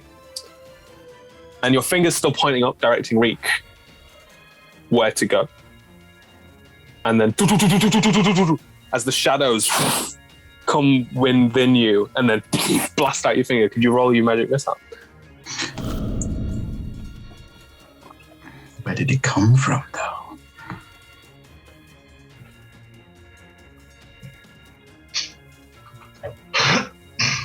How many darts is it at second? 3. So we have... If it was second, it would be 4. Okay, so 2. I love that with Magic Missile, you don't have to roll to hit, it just hits. Like magic. 9 points. 9 points of force damage as these like shadowy curly balls just like fly out, as probably in fact, though she tends to try hide how she's feeling, pure shock comes over her face as she looks straight back at Rick. Did you mean to do that? I tried it just before.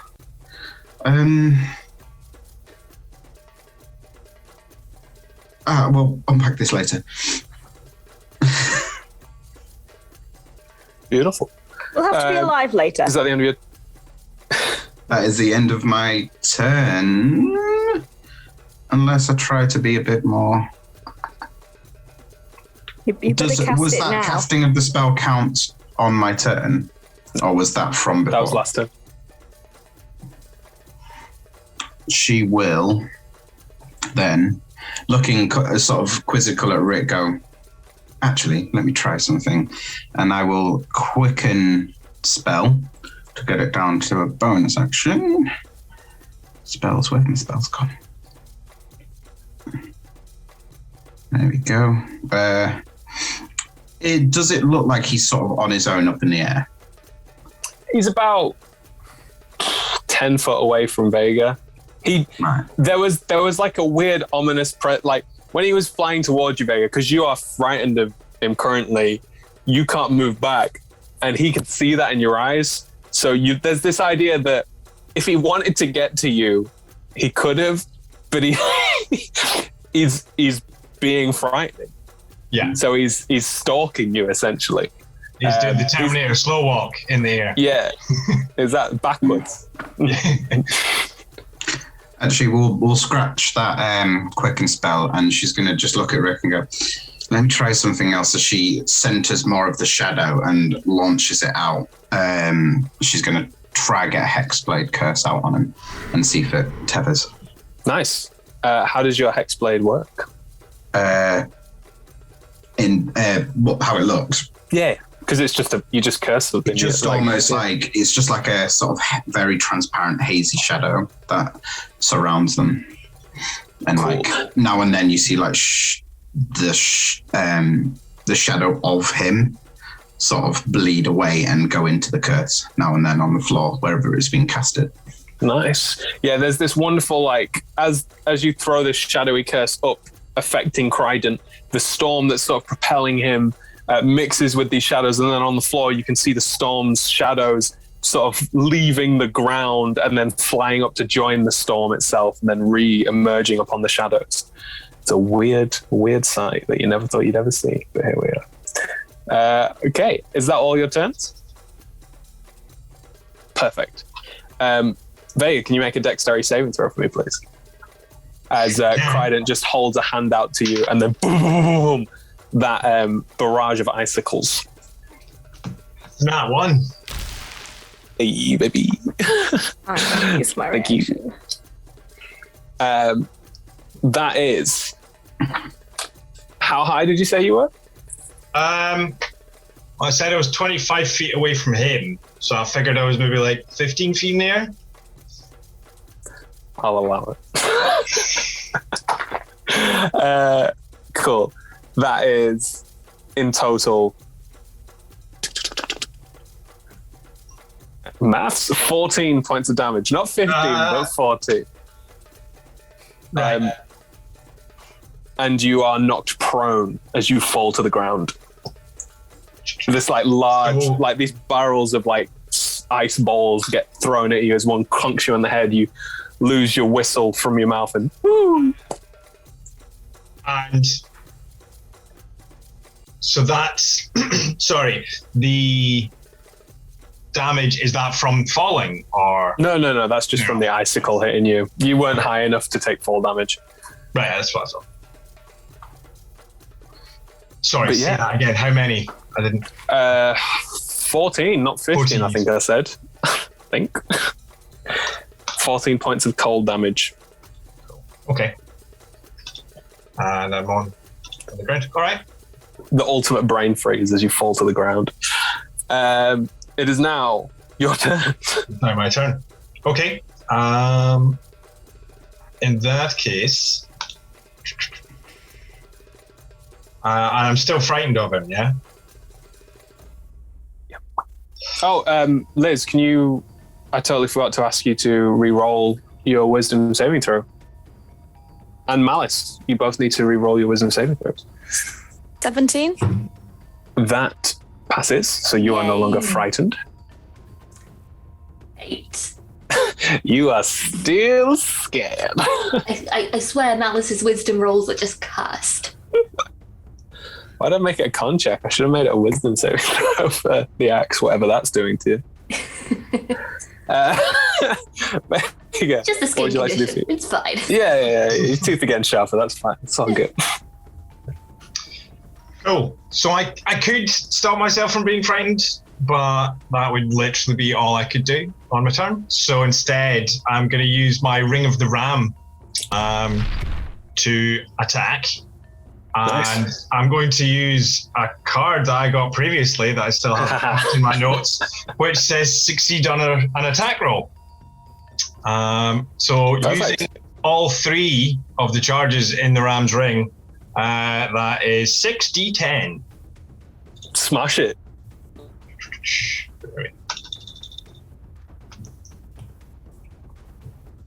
Which comes out as only 18 points of damage. Mate, that's good. From I think from the ground, I've kind of hit the ground and I sort of roll over and kind of take a swing with my arm up in the air, and from the ring, spectral rams shoot into the air and fire them at Crichton. They're like boom, like boom, boom, boom, boom, boom, firing out. And Crichton just like holds their sword in front of them as they boom, boom, boom, as he starts to be like slowly rammed further into the air. Not really sure what's going on, but knowing he doesn't like it. Any extra things you'd like to do for bonus actions? I don't think there's really anything I can do. No, I'm good. Sweet. That leaves us with the start of the round now. Would you like to make a wisdom saving throw at the end of your turn? That would be 12. That's a fail still. It is now. Would it not be Vega's turn again? No. Or does he permanently You're at the stay? bottom of the initiative. Oh, is it permanent? I thought... It's awful, isn't it? Reek, Here we go again. you're near frightened. Gonna fly straight at them and hit them twice again. What? Go Why are you for it. making that face at me? Making No. a face. Go for it, please. Get close. Yeah, I know. A 21 and a 28. Yeah, they both hit.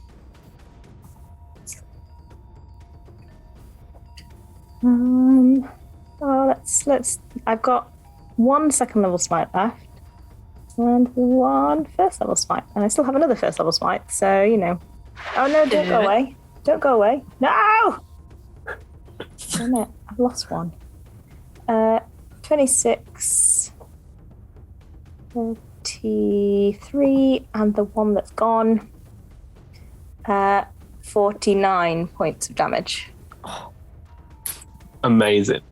You come in, one just boom, a massive chunk of Crichton's like thigh armor careens off into the sky, slamming down onto the floor, and then you smash against the helmet as you hear like an echoing within the actual helmet itself as he roars out in pain. He falls from the ground into a hump. You're like flying above, and he is just slumped on the ground. Does that mean he's dead? You got him, right? I don't know. I someone try decapitating him. Then we'll know.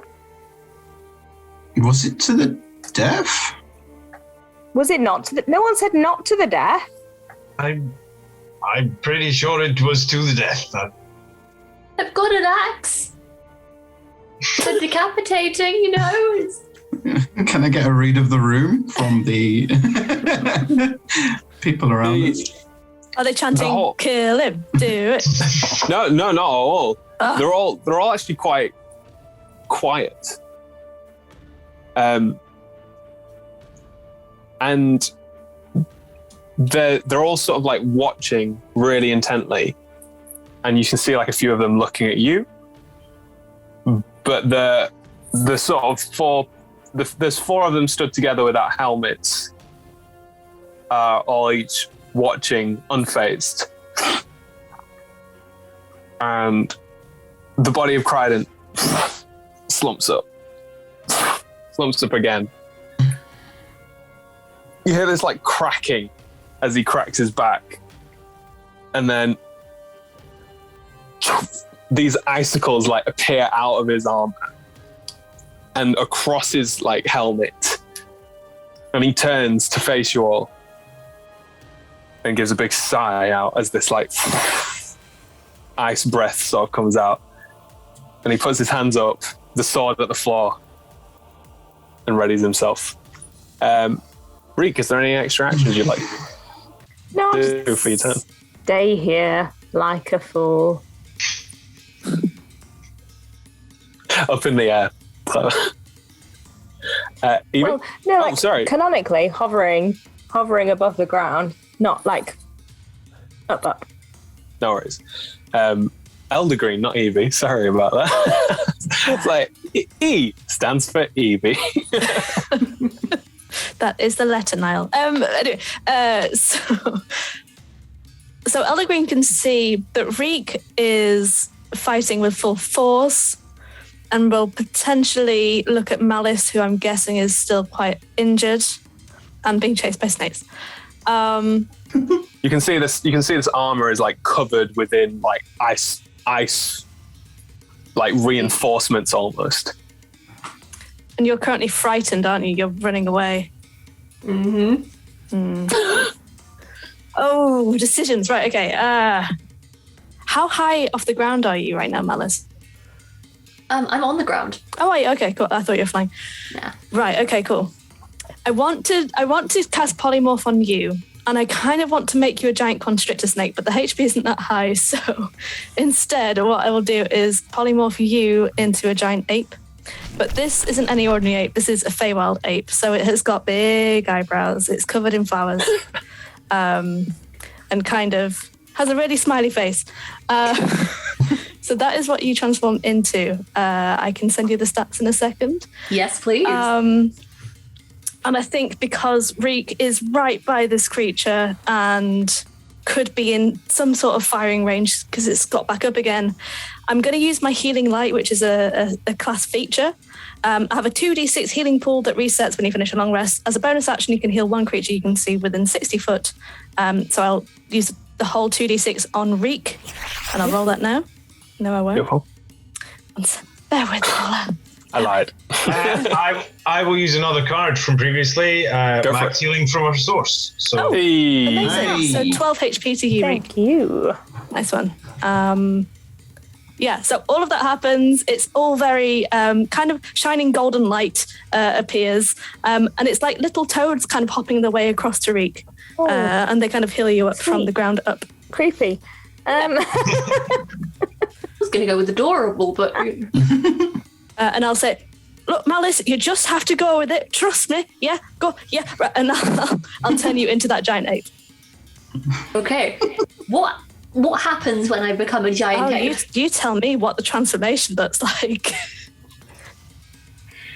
I was thinking kind of like hulking out a little bit, which is kind of, but it's like one bit at a time. Like it's just one leg becomes that big hairy ape leg, and then it's just like one pectoral, and just kind of a little bit at a time until it's just everything. And then it's just an ape standing there, just being very, huh? Am I still afraid? Do I? You're still yeah, afraid. still technically frightened, but like you remember everything that's happened to you, but you now have the intelligence and wisdom and charisma of an ape. Same as before. Gotcha. But you have 176 HP, so 176. Yeah. Oh, you don't say. Oh, just to be clear, this was a mythic trait. For those of you who don't know. Does anybody not know what that is? Am I saying words? Say it for the I audience. don't really know what a mythic trait is. Tell the audience. It's cool. A mythic trait is essentially for creatures that are beyond legendary. Once you beat all their hit points, essentially they get new hit points and new features that they can now punish you with. It evolved, basically. It turned into its final form. Yeah. It's the Dark Souls boss. Gotcha. Oh, Yeah. God. It's Giga Max. It's an Akira. Beautiful. What a multitude of amazing references. Okay. Elder Green, any extra bonus actions or anything you can do? No, I've used my bonus action. I've used my action. That's it from me. Amazing. Okay. On that,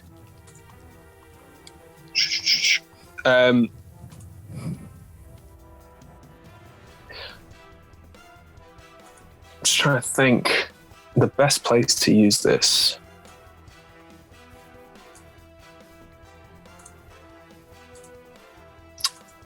You've brought yourself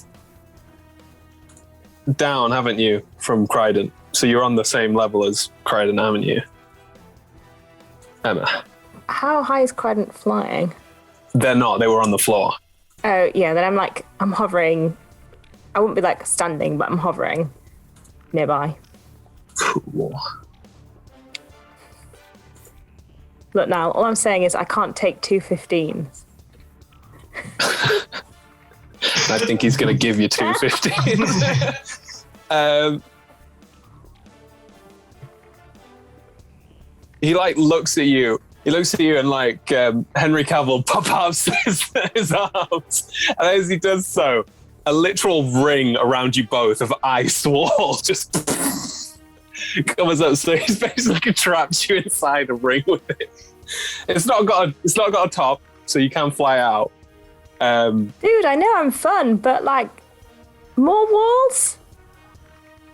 He will then use that's a lair action. He'll use a legendary action to move 30 foot towards you, which will put him in fighting distance of you. But I stabbed him. Oh, did you just fly down right next to him when he got up? Yeah, I stabbed him. See, that was me assuming that you would have moved away. No, it's cool. All right, then he just looks at you like, come on, here we go. It is now, Mal, your turn. You are currently frightened by something you can no longer see. Oh no, is it transparent? Oh, I'm guessing I don't. It's a solid surface. Yeah. Oh, no, opaque. It's opaque wall of ice. So you can Okay. just sort of see like vague shapes moving within it. You know the Guessing scary I things don't within keep there. my blind sight. Not if you're a monkey. Nice. Is it not Evie's go before Jamie? Did I not say? What did I say?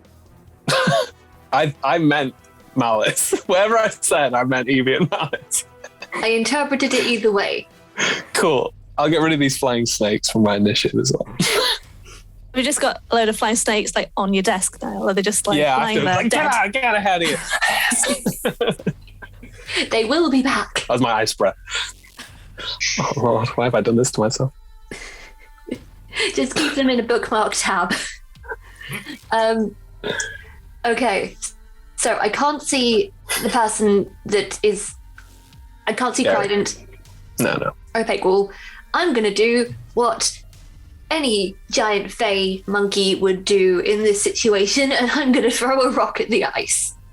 Nice. Yeah, go for it. Because Screeching. you've got Oh, multi-attack, haven't you? With the Uh, fists. Only with the fist, not with the ranged. Oh, is there? So there's a range throw rock. There is a range throw rock. I assume that I can't approach to go nearer to it because of the fear. Yeah, I'm just trying to figure out where a rock's going to be found.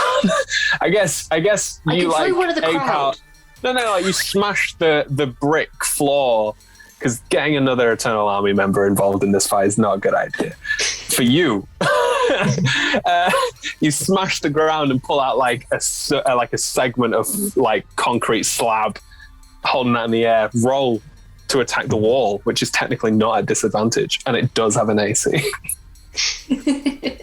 Okay, so that was 22 to hit the wall. That hits. Yeah, that's fair. That hits. And that is 7d6 plus 6 bludgeoning damage. So give me a moment. Cool. 3, 4, 5. Luckily, I had 66 handy from the snakes.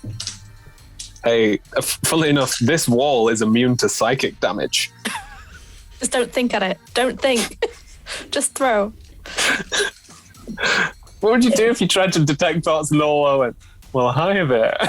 Well, hello. Back again, are we? 6. That's so silly. So silly. 32. 32 points of bludgeoning damage. You throw this rock and it just shatters this wall from top to bottom. Crichton sort of like looks and is like, ugh. Any other actions you'd like to take? Does the 8 get a whiz save against the frightened? You will, yes. Cool, I will do that. Is that like at the end of the turn? It is at the end of the turn. Okay. There's nothing I can climb as an ape, is there? You could run away and climb the castle walls, but that's like, I imagine from where you are 30 foot away and about like, oh no, it'd be like 10, 20 foot away, but that would put you like 40 foot away from Crichton. I'll try and grab him and try and King Kong it. You're gonna try and jump the castle? Not right now. If I get the chance, I want to be King Kong. Okay, go for it. Go for it. So yeah, roll that wisdom saving throw. Okay, let's see. How are you at wisdom? That's the ape, isn't it? Yeah, that's the ape, not the player. The ape has better wisdom than malice. Hey, listen. Go for it. That's so funny. By not an insubstantial amount as well. So I got 15. I think that passes. Give me a second. I'm just thrown by the fact that an ape has a better. Yes, it passes. Oh my lord. There's nothing more confidence boosting than suddenly being a giant ape. No. Who'd have thought? Not me. Okay. That's amazing. Now, at the end of that turn, Crichton's going to use a legendary action to do, yes, you guessed it, punch Reek in the face. It's what I would do in his place, apart from with a sword. That's a 21 to hit. And it's not gone down, apparently. Oh, your AC's not gone up. as you rightly reminded me. It could have done.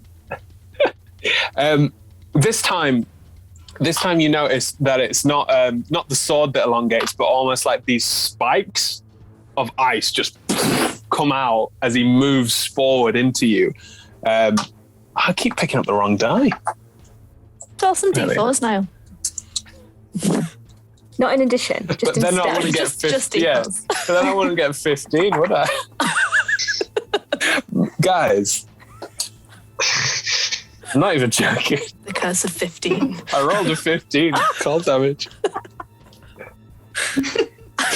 Look, he's consistent. What a weird So curse. strange. So strange. I don't get it. I don't understand. Anyway, he punches you in the face. Goes in, bang, like, and then just this ice, like Wolverine claw-esque, comes out and smashes against you. It is Still here. still alive. It's not Crichton's turn. Not for much longer. Sorry. No, I think if they know what they're doing, which he does, Elder Green and Jamie, you've not moved, have you? Either of you? Not from the position I was in with Rick. Vega, you're currently on the floor.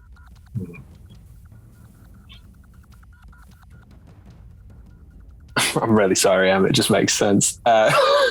They're gonna like sort of as they like push around you, they sort of pivot so that they turn, and that Vega and you are within a line, and then they're gonna inhale again, and Is this classed as a spell? No. Constitution saving throws, please. Stuff like this recharges when a mythic trait is activated. 15. That's not enough. I'm going to use my reaction so Vega can roll again. I love this trait of Reek. Again, I guess the player knows this is useless for me. I'm going down either way. Yeah, I'm out of the game. Oh. Appreciate it. Thanks. Oh, don't know yet. No, that didn't help. Well, we tried. I rolled a 17. Sorry, Jamie. It would just be Vega and Reek. Oh, sorry. I thought I was involved. No. I was trying to decide. Does it make more sense to try and get? Which one does it make more sense to get? I think because Vega hit him hard, he's figured that Vega's the issue, and Reek keeps hitting hard. So Reek's out of combat in terms of credits. Oh, well, 1 point less, 68 this time on a fail, and but still 34 on a success. Nobody succeeded. You'll be surprised to know that I'm unconscious again. What? What? Why? Me too. Classic Reek. Down, up, down, up. I don't want to know just how much damage Reek's taken in this fight. It's a wonderful first session. This burst of frozen air covers Reek and Vega, freezing them both into place. Reek sort of like, kind of, I imagine, almost like fluttering back because they were floating just off the ground, and then Vega laid on the floor just sort of over. Then he cried and sort of like looks at his work and turns to Elder Green, just looking at you. It is now Jamie, your turn. She's going to sigh, I think, realizing that it might be her turn to be the meat shield. She's going to, I'm going to cast out. The frozen meat section. She throws her hand out as shadows, like almost like flames, appear and turn into a sword. She's going to cast Shadow Blade at 3rd level. And she's going to run in, and with her action, she's going to try and give him a bonk. Yeah, go for it. Bonk him. Up it. Nice for these.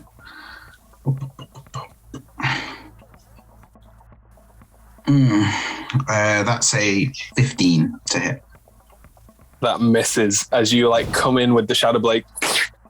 You like slam the blade into him because he is quite hard to miss. And I feel like because he's looking at Elder Green, his attention is taken away. But your sword finds no purchase as it wedges into this sort of new ice pauldron that he's created for himself. And then he just sort of like turns his head and looks at you. Wait, I'll do it for you. Anyway, is now any extra actions, bonuses, things like that? No, that's everything. I'm really sorry because he's just regained all his legendary actions, but he's gonna backhand again. This manifestation of ice appears once more from the hand. Ooh, that's not great though. 15 to hit. Is that me? Yes. That just hits. Oh no, it doesn't. No, it does because I'd have had to drop the shield to cast, so I wouldn't have the shield anymore. So it would hit. The hand sort of comes out, smacking you with this cold ice claw, as it were, for 15 damage. 15 points of damage. I'm not making that up, right? No, yeah. 6 plus 4 plus 5 is 15. My lord. 15 points of cold damage. Smacked you. It is now. Oh, wait. Vega. Can you make me a death saving throw for me, please? Sure. It's hard to be frightened when you're frozen. 9. That's one failed save. Oh man, I didn't realize Vega had gone down as well. Yeah. Yeah. And Reek, it is now top. Your turn. Natural could 20. You smashed out of the eyes. Back with 1 hit point. With 1 hit point. Unbelievable. Absolutely unbelievable. Do you Cannot keep Reek down. Where do you I've still got legendary actions and I feel really bad about where do you fall on the if you come back you get your entire turn? Yeah, why not? That's how I come on it. Yeah, why not? Because you know what? You deserve it. Because he's gonna use a legendary action to knock you back down after. So you better use it. I'm gonna fly in. You're next to him. He's barely moved. You're like the really irritating bird that I am. And so one is oh god. It was cocked, now it's on the floor. Go again, that's all good. My gosh, that's so funny. One is 22. Okay. Can you minus a d6 to that? Sure. If you get 3 or more, you miss. That is a 1. So you still hit. You feel an airing presence of bad luck, but you're like, nah, fuck that. No. My god is a look good. No bad luck. Exactly. And a 25. Bashana is coming for you. 25 definitely hits. So I'll use my last 2 smites on those. 29. 40. 48 points of damage. Jeez. Louise. Monies. You from behind. Oh, you're flanking. What? Roll at advantage. Hang on. To see if you crit. My dice tray is cocked now. So everything's cocked. No. That one's on the floor as well. I got too excited. Was it a 15? I'm just wondering. No. Okay. It's always worth it, isn't it? It's always worth it. But yeah, you're totally flanking. Yeah. You just go like 1 second before I go down again. You smash out of the eyes, igniting your sunblade. He like screams out in agony as he turns to you and you the front of him. He's going to use the legendary action. Well, the 23, yeah, 23. Every single attack is hit. It's ridiculous. I just want to see if it's a 50. Oh, it's not. It's not a 15. It's an 11. Yeah, more than I've got. He just pushes you back down onto the ground and then turns to you, Jamie, and you can see like not frustration, but like it's kind of like that. It's like putting cats to bed, you know. You've put one down into bed, and then you turn to deal with the other one, and then and it's back on your shoulder again. You're like, no, back there. Okay, now I'll deal with you. So it's not anger; it's just now I'll deal with you.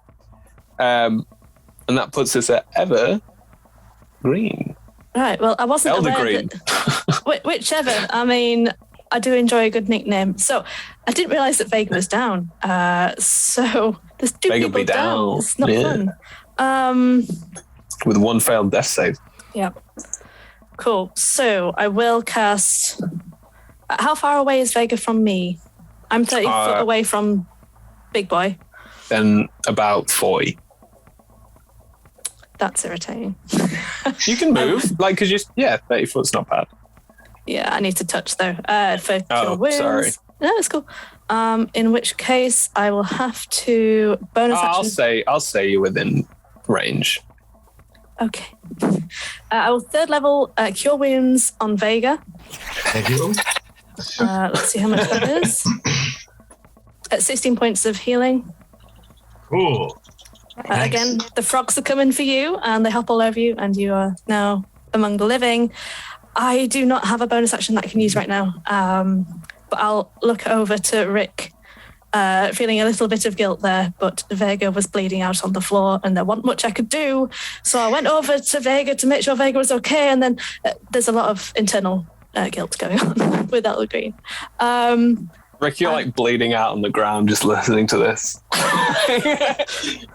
Yeah, you know, like how pangolins stand, like with little kind of like polite little arms that kind of go inwards. I'm kind of still like that, like but yeah, Vega, that healing's for you.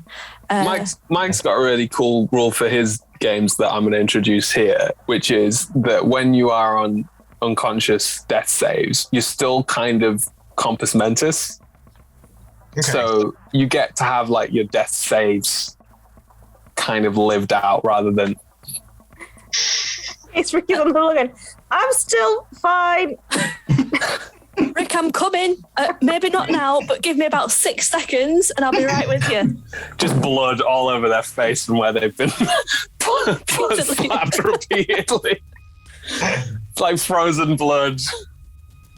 That's me. Okay, Credent has used 2 legendary actions so far. I think he's going to use another Juan to, as Elder Green is like healing the party, he turns and you see like an ice spike break out and then he just chucks it at Elder Green. Will a 23 hit? 23 will hit. Could you please take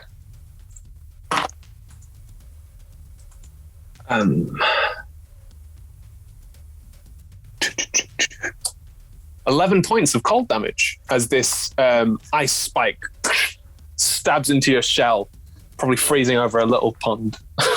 They're all frozen, I think, at this point, and I think some blood comes out of my nose but freezes in place.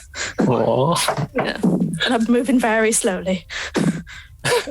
At that point, any extra things you can do?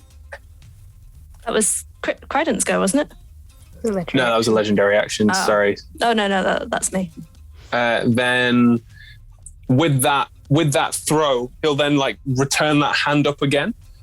He's going to attack Vega, who's now up again. He can see the fear in the monkey. Oh no, the monkey's not afraid anymore. The monkey is not afraid. Vega is still afraid though. So I think he's going to attack the monk. Can he? Can he attack the monkey? Do I get a wisdom saving throw even though my turn was a death saving throw? I mean, it depends how you roll it now, but technically, if you go unconscious, all status effects go. Well then. I can Pokemon. Okay. Well, in that case, he sees that nobody is afraid. And whilst you're down, he might as well go for you. He's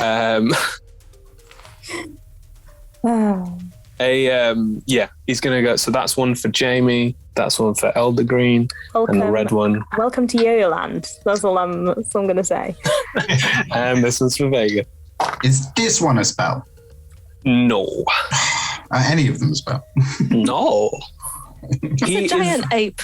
He's a mythical creature. This is another ranged. It is, but it misses you completely anyway. Come on, So, Jamie, you got hit with a 24. Yes. Elder Green and Vega both got totally.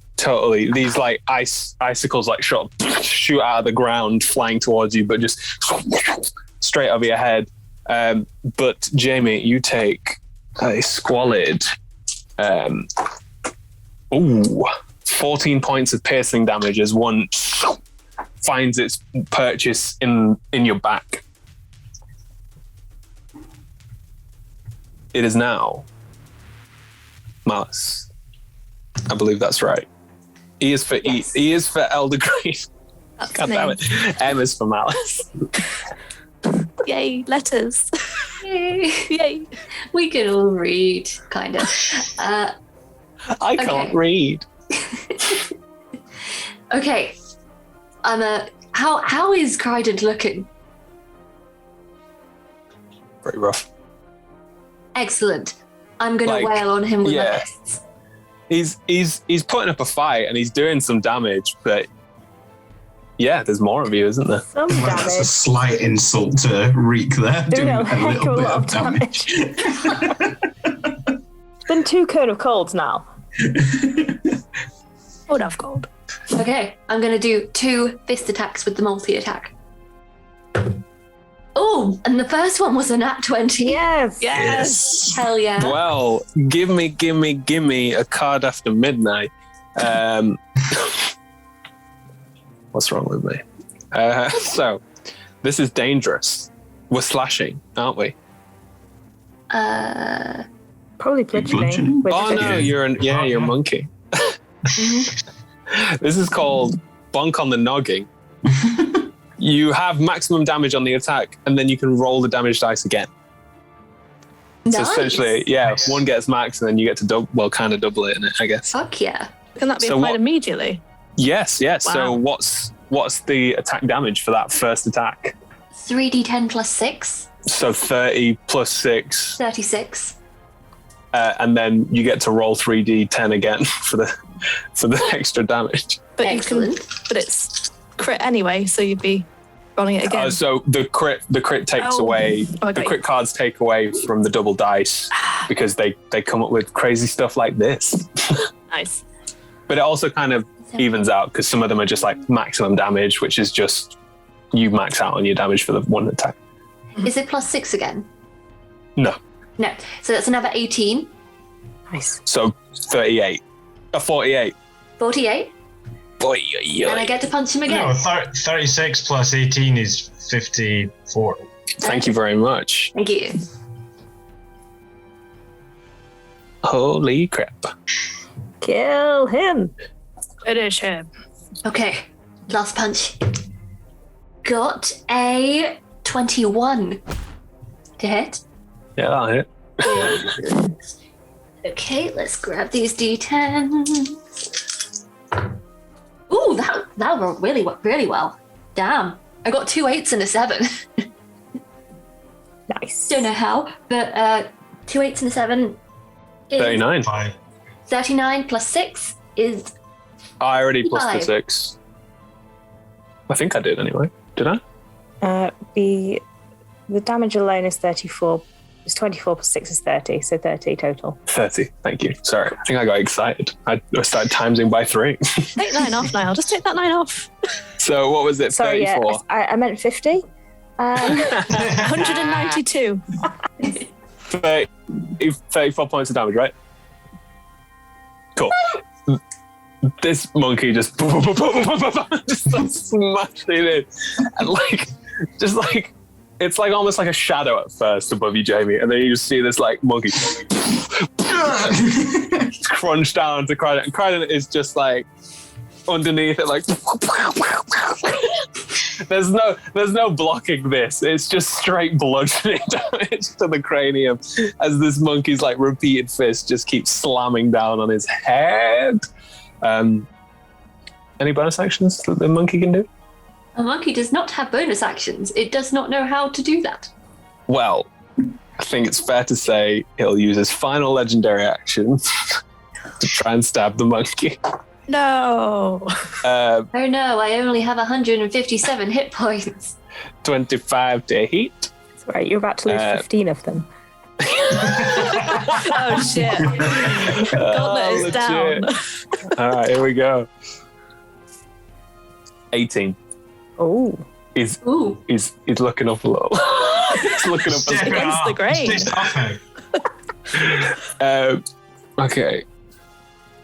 Oh, when do I do the recharges? Do you do the recharges at the start of the turn?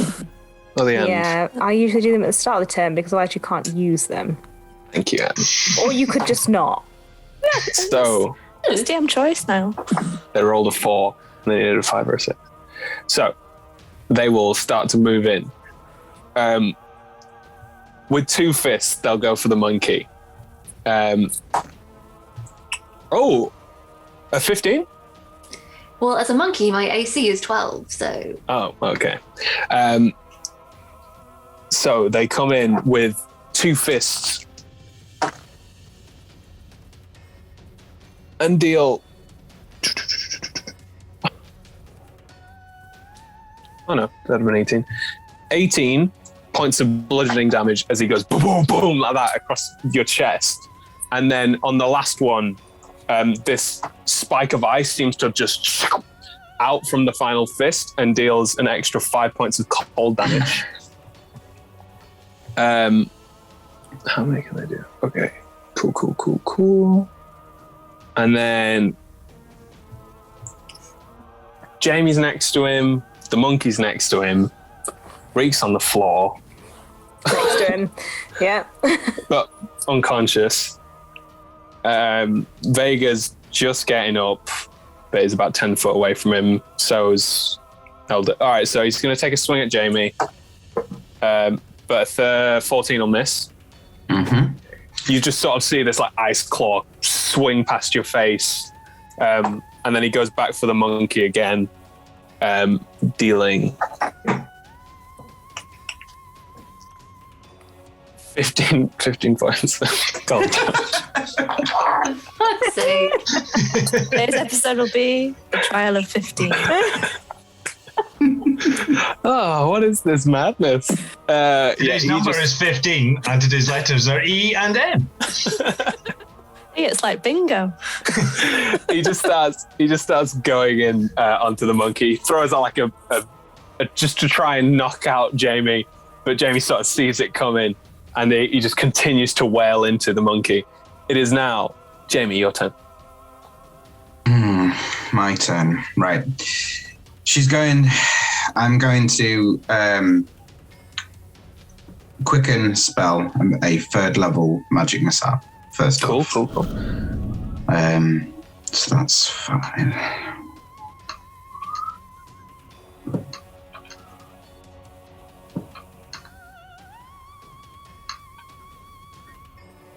Uh, 15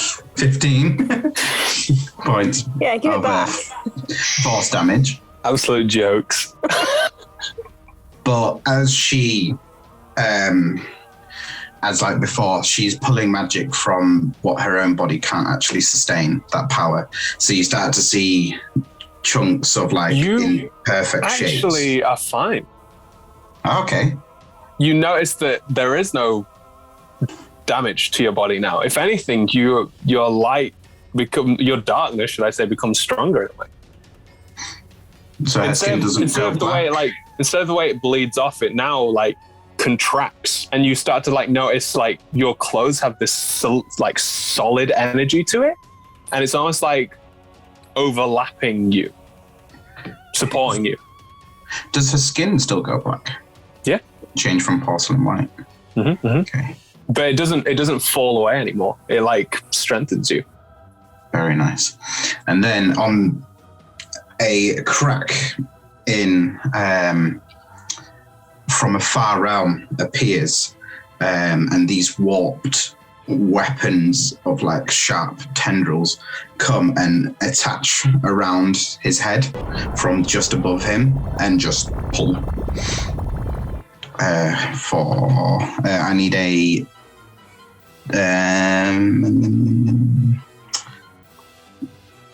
charisma saving throw. Charisma. That's a 20. A 20 that passes. So nothing. He hasn't used a single legendary resistance this game. So nothing happened there. But He's then just got good with her saving action, I'm going to try cast out with the Shadow Blade. Yeah, go for it. For a 24 to hit. Finally to touch. I'll do it.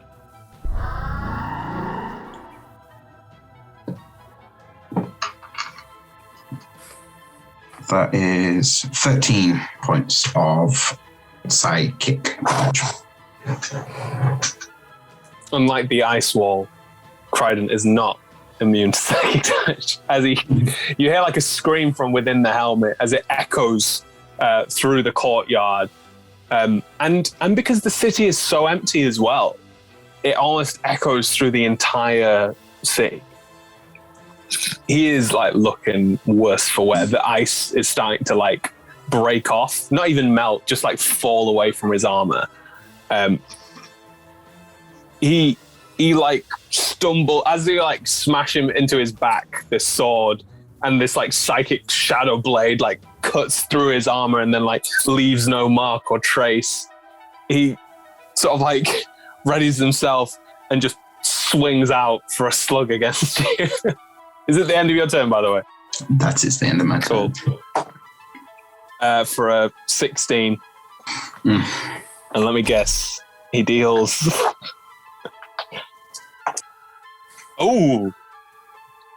22 points of damage. Ooh. That was max damage. That rocks Jamie's world. She's wobbling. You rock my world, dude. He just turns out and like turns to you and just boom, as this like icicle fist. It's no longer manifesting these like big claws, but instead it's just this almost like big snowman hand as he just crunches you. Just as a little shot, as she looks like she's about to pass out from this punch, she's going to sort of like look back, and I will use my reaction to Hellish Rebuke. Perfect. And just keep trying to push damage out onto this guy. Yeah. Nice. I need a dex saving throw. That is a 8, but he'll use his legendary resistant to pass. Cool. I guess I'll burn them.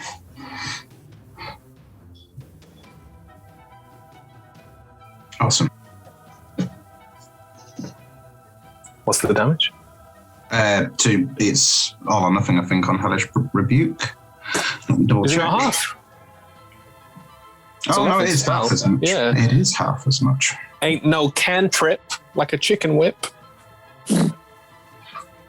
Like a what? That was beautiful. See, Ask no questions, I shall tell no lies, Evie. 4 points. 4! That's already halved. No, man. This like black flame wreaths him as he like as he's like burning. He just sort of like falls to his knees. Vega, it's your turn. I guess I just run at him. I've got my 2 attacks, and I would do a bonus action flurry of blows as well. So roll the first one. I was probably going to do Fangs of the Fire Snake. So the first attack is only a 13 to hit. You throw one punch in and he catches it. Roll your second attack. It's another 13. He catches the other fist and then throws them back. Roll again. 14. No. Hey, it's bad. You go to kick him in the head and he grabs your knee and then spins it around.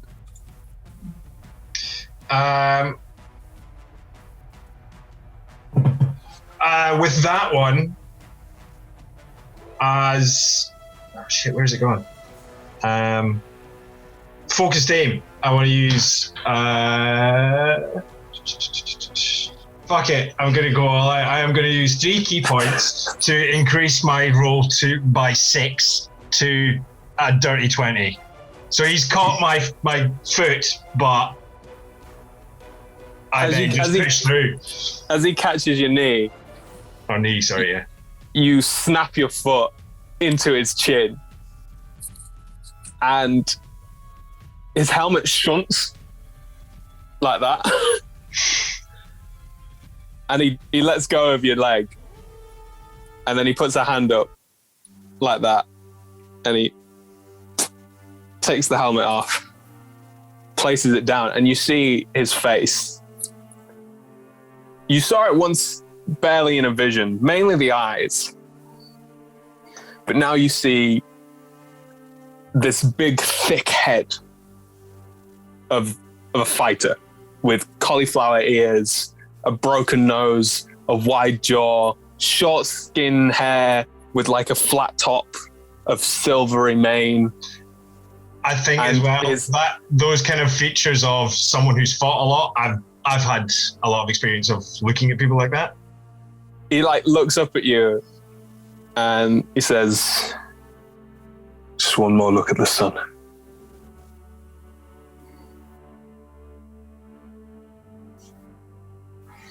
And you realize that you're stood directly shadowing him.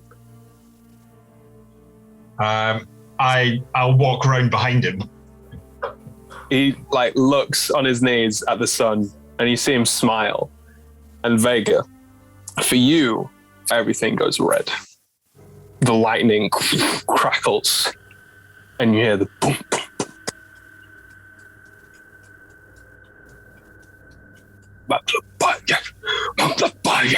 Maglabaya.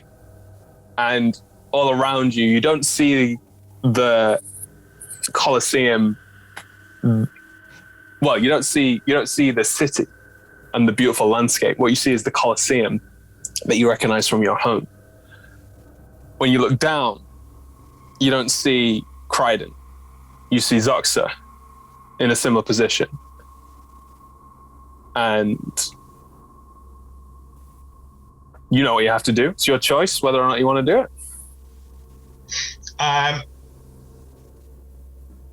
Yeah, I think he'd snap their neck. Sweet. The rest of you watch as Kryden is on the floor peacefully watching the sun. And Vega, with almost like foam roaring at the mouth, grabs Kryden's head and just, as Kryden falls to the ground. Vega, the sky that is blood red starts to pour blood upon you. And you know that by the taste of it. And you feel it deep within you. And that rage that you felt the day you watched your mother die comes back to you. You now have a gift from Maglabaya, which is that you can rage like a barbarian would. You'll get +2, but you can use it for your monk fists. You also have advantage to strengthen saving throws and skills. Awesome. And you become resistant to regular piercing bludgeoning damage. Cool. You can do that once a day using this trait, or you can spend 3 key points. Right. Yeah. Cool. The rest of the Eternal Army I just think watch. as I was doing that, then I'd probably snap it in silence, and then as I get rained blood on, let out a big loud roar. Nice. This blood-curdling roar echoes across the city, louder than Kryden's scream, and you almost hear it revert back. You are all stood there, watching. Oh, one of you's bleeding out. I would have, if combat had stopped, I would have I run don't across feel and, good. and cast Cure. I told you I was coming, and I keep my promises, and I'll just put a first level Cure Wounds on for 6 points of health. While all the, crunchy neck stuff's happening. I'll just take care of the wounded. I'll also, whatever it's, lay on hands myself for another 40. I would like to continue to be an ape. Did we win? Looks like it. I mean, Jamie Vega will- looks very happy about it. Yeah. It's okay. Jamie will cast her shadow blade to the side of this. It sort of like bounces on the floor. It just sort of dissipates. And she'll walk over to Vega and just sort of put her hand on his shoulder and just be like, Oh, you know what? Am I now back to seeing? Yeah, after what's about happening? 6 seconds, the rage passes for you take no damage.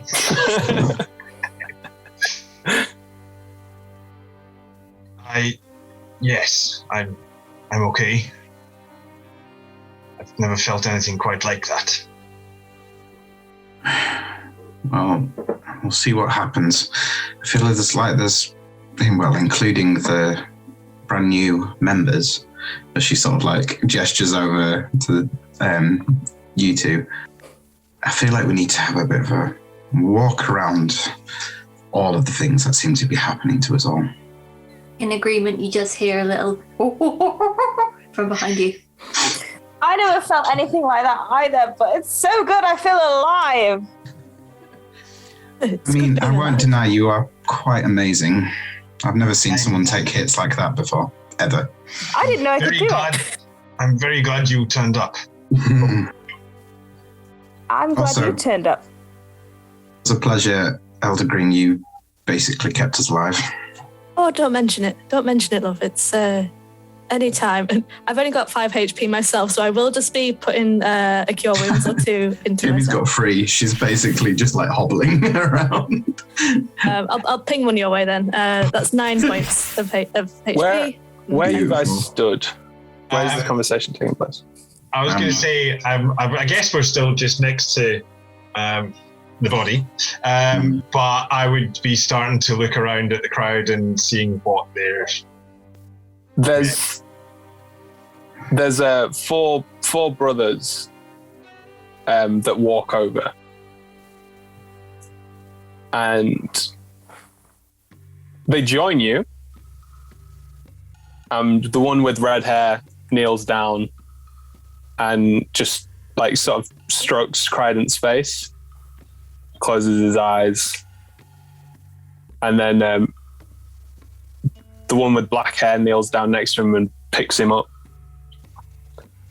and starts to walk him away. The other 3, one of them helmed, the other 2 watching. All 3 of them watch. Oh, you've forgotten his head. Oh no, it's just snapped. It's not off. Sorry, I'm so focused on people being beheaded. Oh, Rick, you see, it's attached. They've taken the head as well. It's I'm going with them. Look. I'm not quite with myself again yet. That's just the helmet. That's just the helmet. Yes. Oh, well, I'll have that. Oh, it suits you. As you like say, I'll have that. The red-haired one grabs the helmet and says, "No, you won't." All right, don't really need it. They take the helmet and they like look at it, and then they look at you, and you see like that sort of like burning rage that you had in your eyes within theirs, and then the helmed one puts a hand on the red one's shoulder, and the red one looks at him and just sort of like walks away, and the helmed one takes his helmet off, and he has like this greenish hair with green eyes, and he looks at you and he says, what is your name, warrior? My name is Vega. Well, I'll let everybody else introduce themselves, but... There you go. We will find you before you leave. And it's not a threat. It's just a statement. And he looks at the black-haired one and says, sort of like nudges his head to follow the other brothers. And the black-haired one's just sort of like looking at you, just like with a scrunched nose, just sort of taking you in. And then sort of like looks at the rest of you, and then looks at Rick and says, "You took a hell of a beating." I don't understand. If they didn't want us to kill him, why did they put him in the arena? Why are they so cross about it? Wasn't this You the say point? that way, he says to you, Yeah. you took a hell of a beating. Yeah. No, not to him. To everyone else. He's still. Are you saying it as he's still there? Yeah. He says the black one sort of like shakes his head because you ignored what he said to you, so he walks off. But the green haired one looks at you and he says, "We like to see what mortals will do. We never said kill him, but we never said don't. We know who you are now." And he walks away. Feels like a very mixed message, Rick. I'm not quite sure where they wanted us to go with that. Surely if they're not mortal, they can't die. So what's the issue? Maybe they're Are going we to go and missing reset something? it, maybe. They take him away and just clonk him back and jobs are good. Knock it all back into shape. Yeah, that's probably why they wanted the helmet as well. I feel like if they were really, truly upset, then they wouldn't just be walking away. Well, then if they are... What Malice said. Kron walks up to all of you and sort of like looks out at the monk and is like, shall I stop this or do you want to? Stop what? And then they just point to the monkey. I think that's the monkey's choice. Malice. In your head, Malice, you hear, would you like to retain your normal form, that of your drow counterpart? Can I respond in human language? Yeah. I mean, sure. As long as I can come back to this at some point, it's been quite comforting, really. They like shrug and they're like, you'll have to ask your friend about that. And then they grab something in the air, and as they do, it's like revealing like something behind a curtain as the magic just sort of like whisks away from you. Huh. And then they shake their hand out. Well, that was certainly an experience. I feel like I was wiser for a time. What's that like? Oh, it's, I feel like when I was a monkey, I could have the words for it, but I can't articulate them. And now that I'm a person, I could articulate it, but I can't think of the words. What you need to do. Sorry. Well, why don't you just go back? That book that you have been telling snippets of, that might explain it. Yes, Reek, I have this amazing book on life philosophy. It has changed my life. Why are you here by Yolma Fagud? That sounds great. I've never really understood why I'm here. I just am. Oh, Lord. Get me. So I've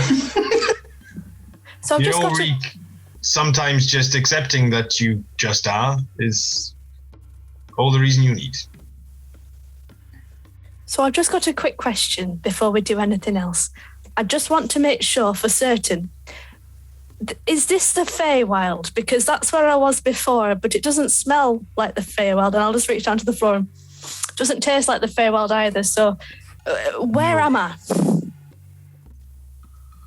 Where are we? Arkan Hassa. Not Arkan Harasser, like Niall said earlier. I believe the word would be material plane. Oh, I've heard about that. Yeah, I knew a hag who went to the material plane, and then she went somewhere else after that. Yes, for a holiday. Oh.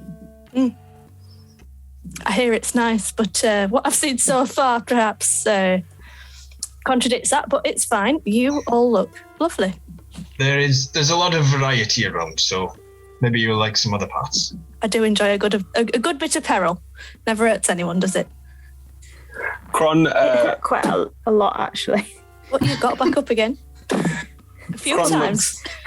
Kron looks at you all and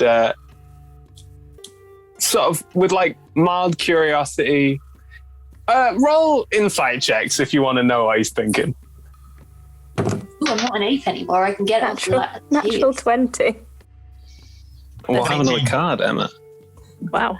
How many nat 20s have we had? You can receive the maximum amount of healing possible from any one source at some point. I think I'm going to need it based on previous experience. Nah, that was a dangerous encounter. Do you know what I mean? Like, this deadly, this eternal army, isn't it? Not even the strongest one. If we're not going to meet any of the rest of them, that was it. The one Eternal Army member we're going to fight in this campaign. Done. Well, you could fight them all if you wanted to. They've just gone inside. handing like coins to each other. Every single one is as powerful then yes, we are particularly... Have you met others? I don't know. You've met Atara. Yeah. And then... what? Sorry, Mike, go on. Finish what, sorry. I've lost track of what I was saying. I did roll a 13 for my insight check, though. Same. 16. 13, 16. 19. 22. What? Bloody. For the 13, he looks at you with curiosity. You're like, he is clearly interested in us. With a 16, you can see that he's interested in you, but there's more to it than that. With the 19 and the 22, there is a heavy heart to what's just gone on, and you gather that he thought better of you. But also, he's quite confident in you and feels like you're going to do a good job. It's a range of emotions. Good job in what? Wasn't that what we came here to do? No. Oh, God, no. And he looks at you and he says, we have much to discuss. Would you prefer food or drink, or would you like to get straight to it? And he points towards the door of the castle. And that is where we'll end today's session. Rock and roll. Thank you very much for joining us for my mental breakdown at the start of this, and maybe throughout all of it. Some wonderful, wonderful combat, some real ups and downs, and a lot of 15s. I hope you enjoyed tonight. We play every Monday at the moment at 6 p.m. GMT PT, which is currently us. And then on a Tuesday is... What's the Tuesday, Emma? It's Sean's show, A Viscous Cycle. Viscous cycle. Not vicious, viscous. Viscous. It's thick, but how thick? Such a Sean title. I love it. Yeah, it's very Sean. I understand that it's horror in Neverwinter again, so... Amazing. And that's on a Tuesday at 7 p.m. GMT, 11 a.m. PT. All of our shows are streamed at twitch.tv/rolltogetherrpg. You can find all of our content archived at youtube.com/rolltogetherrpg. There are also podcast versions in all our shows available. Search for Roll Together RPG on your favorite podcast provider. Massive thank you to our D20 Club on Patreon. There'll be a link in chat now if you want to join. We often give slightly advanced previews of what shows are coming up and the artwork on our Patreon done by the wonderful Mr. G, and I think the odd one done by Mike. Is that the same one done by Mike? Or was that just what you sent me? No, I did one for the Golden Fields. That was beautiful. That was beautiful. Big thanks again to our sponsors Hero Forge and Ultra Pro, Elderwood Academy, and our supporters D&D Beyond, Idle Champions of the Gun Realm, and Warriors of Waterdeep. Level Up Dice. And we are Roll Together RPG on all social media. Come find us. Thank you very much.